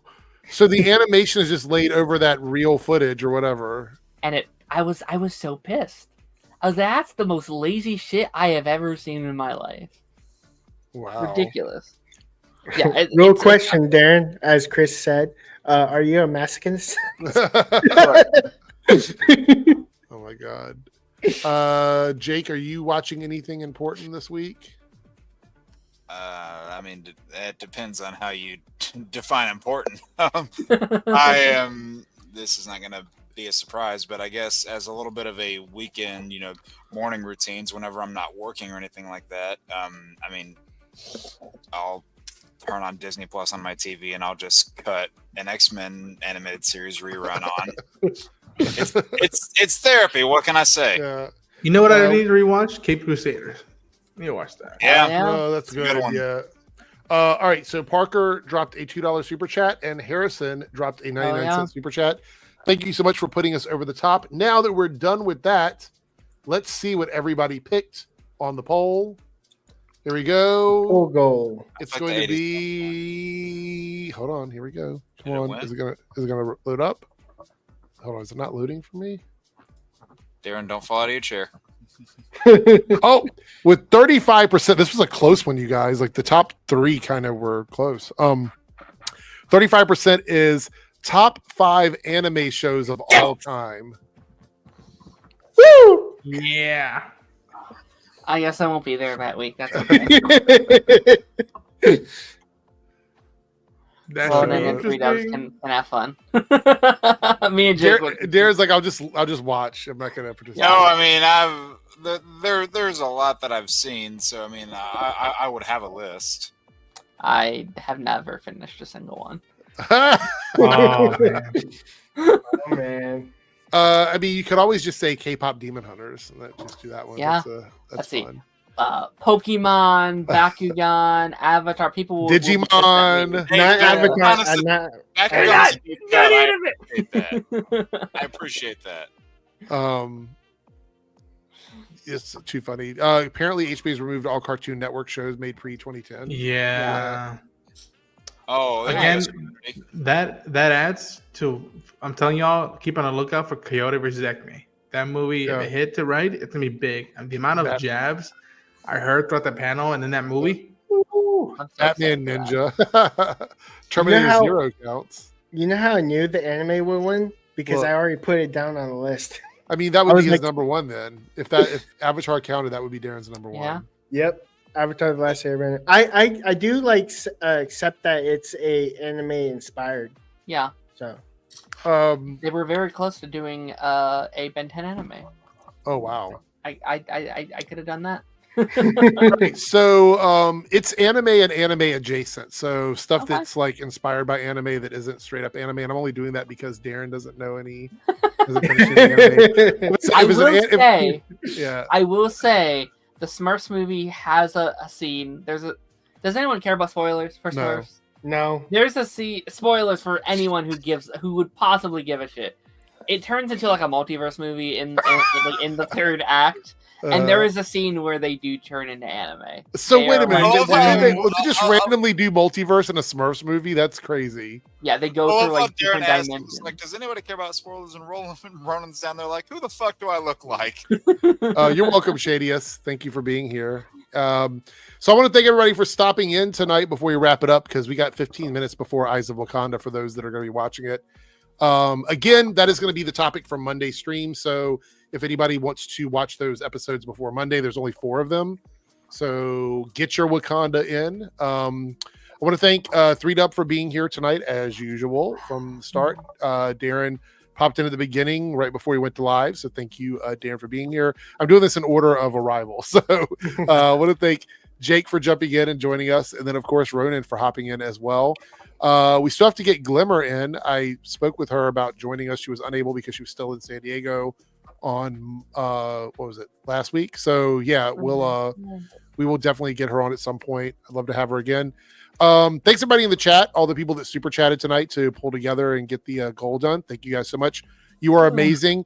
Again, if anybody wants to sign up for Discord early or get on the Discord early with us, you can do so by becoming a channel member.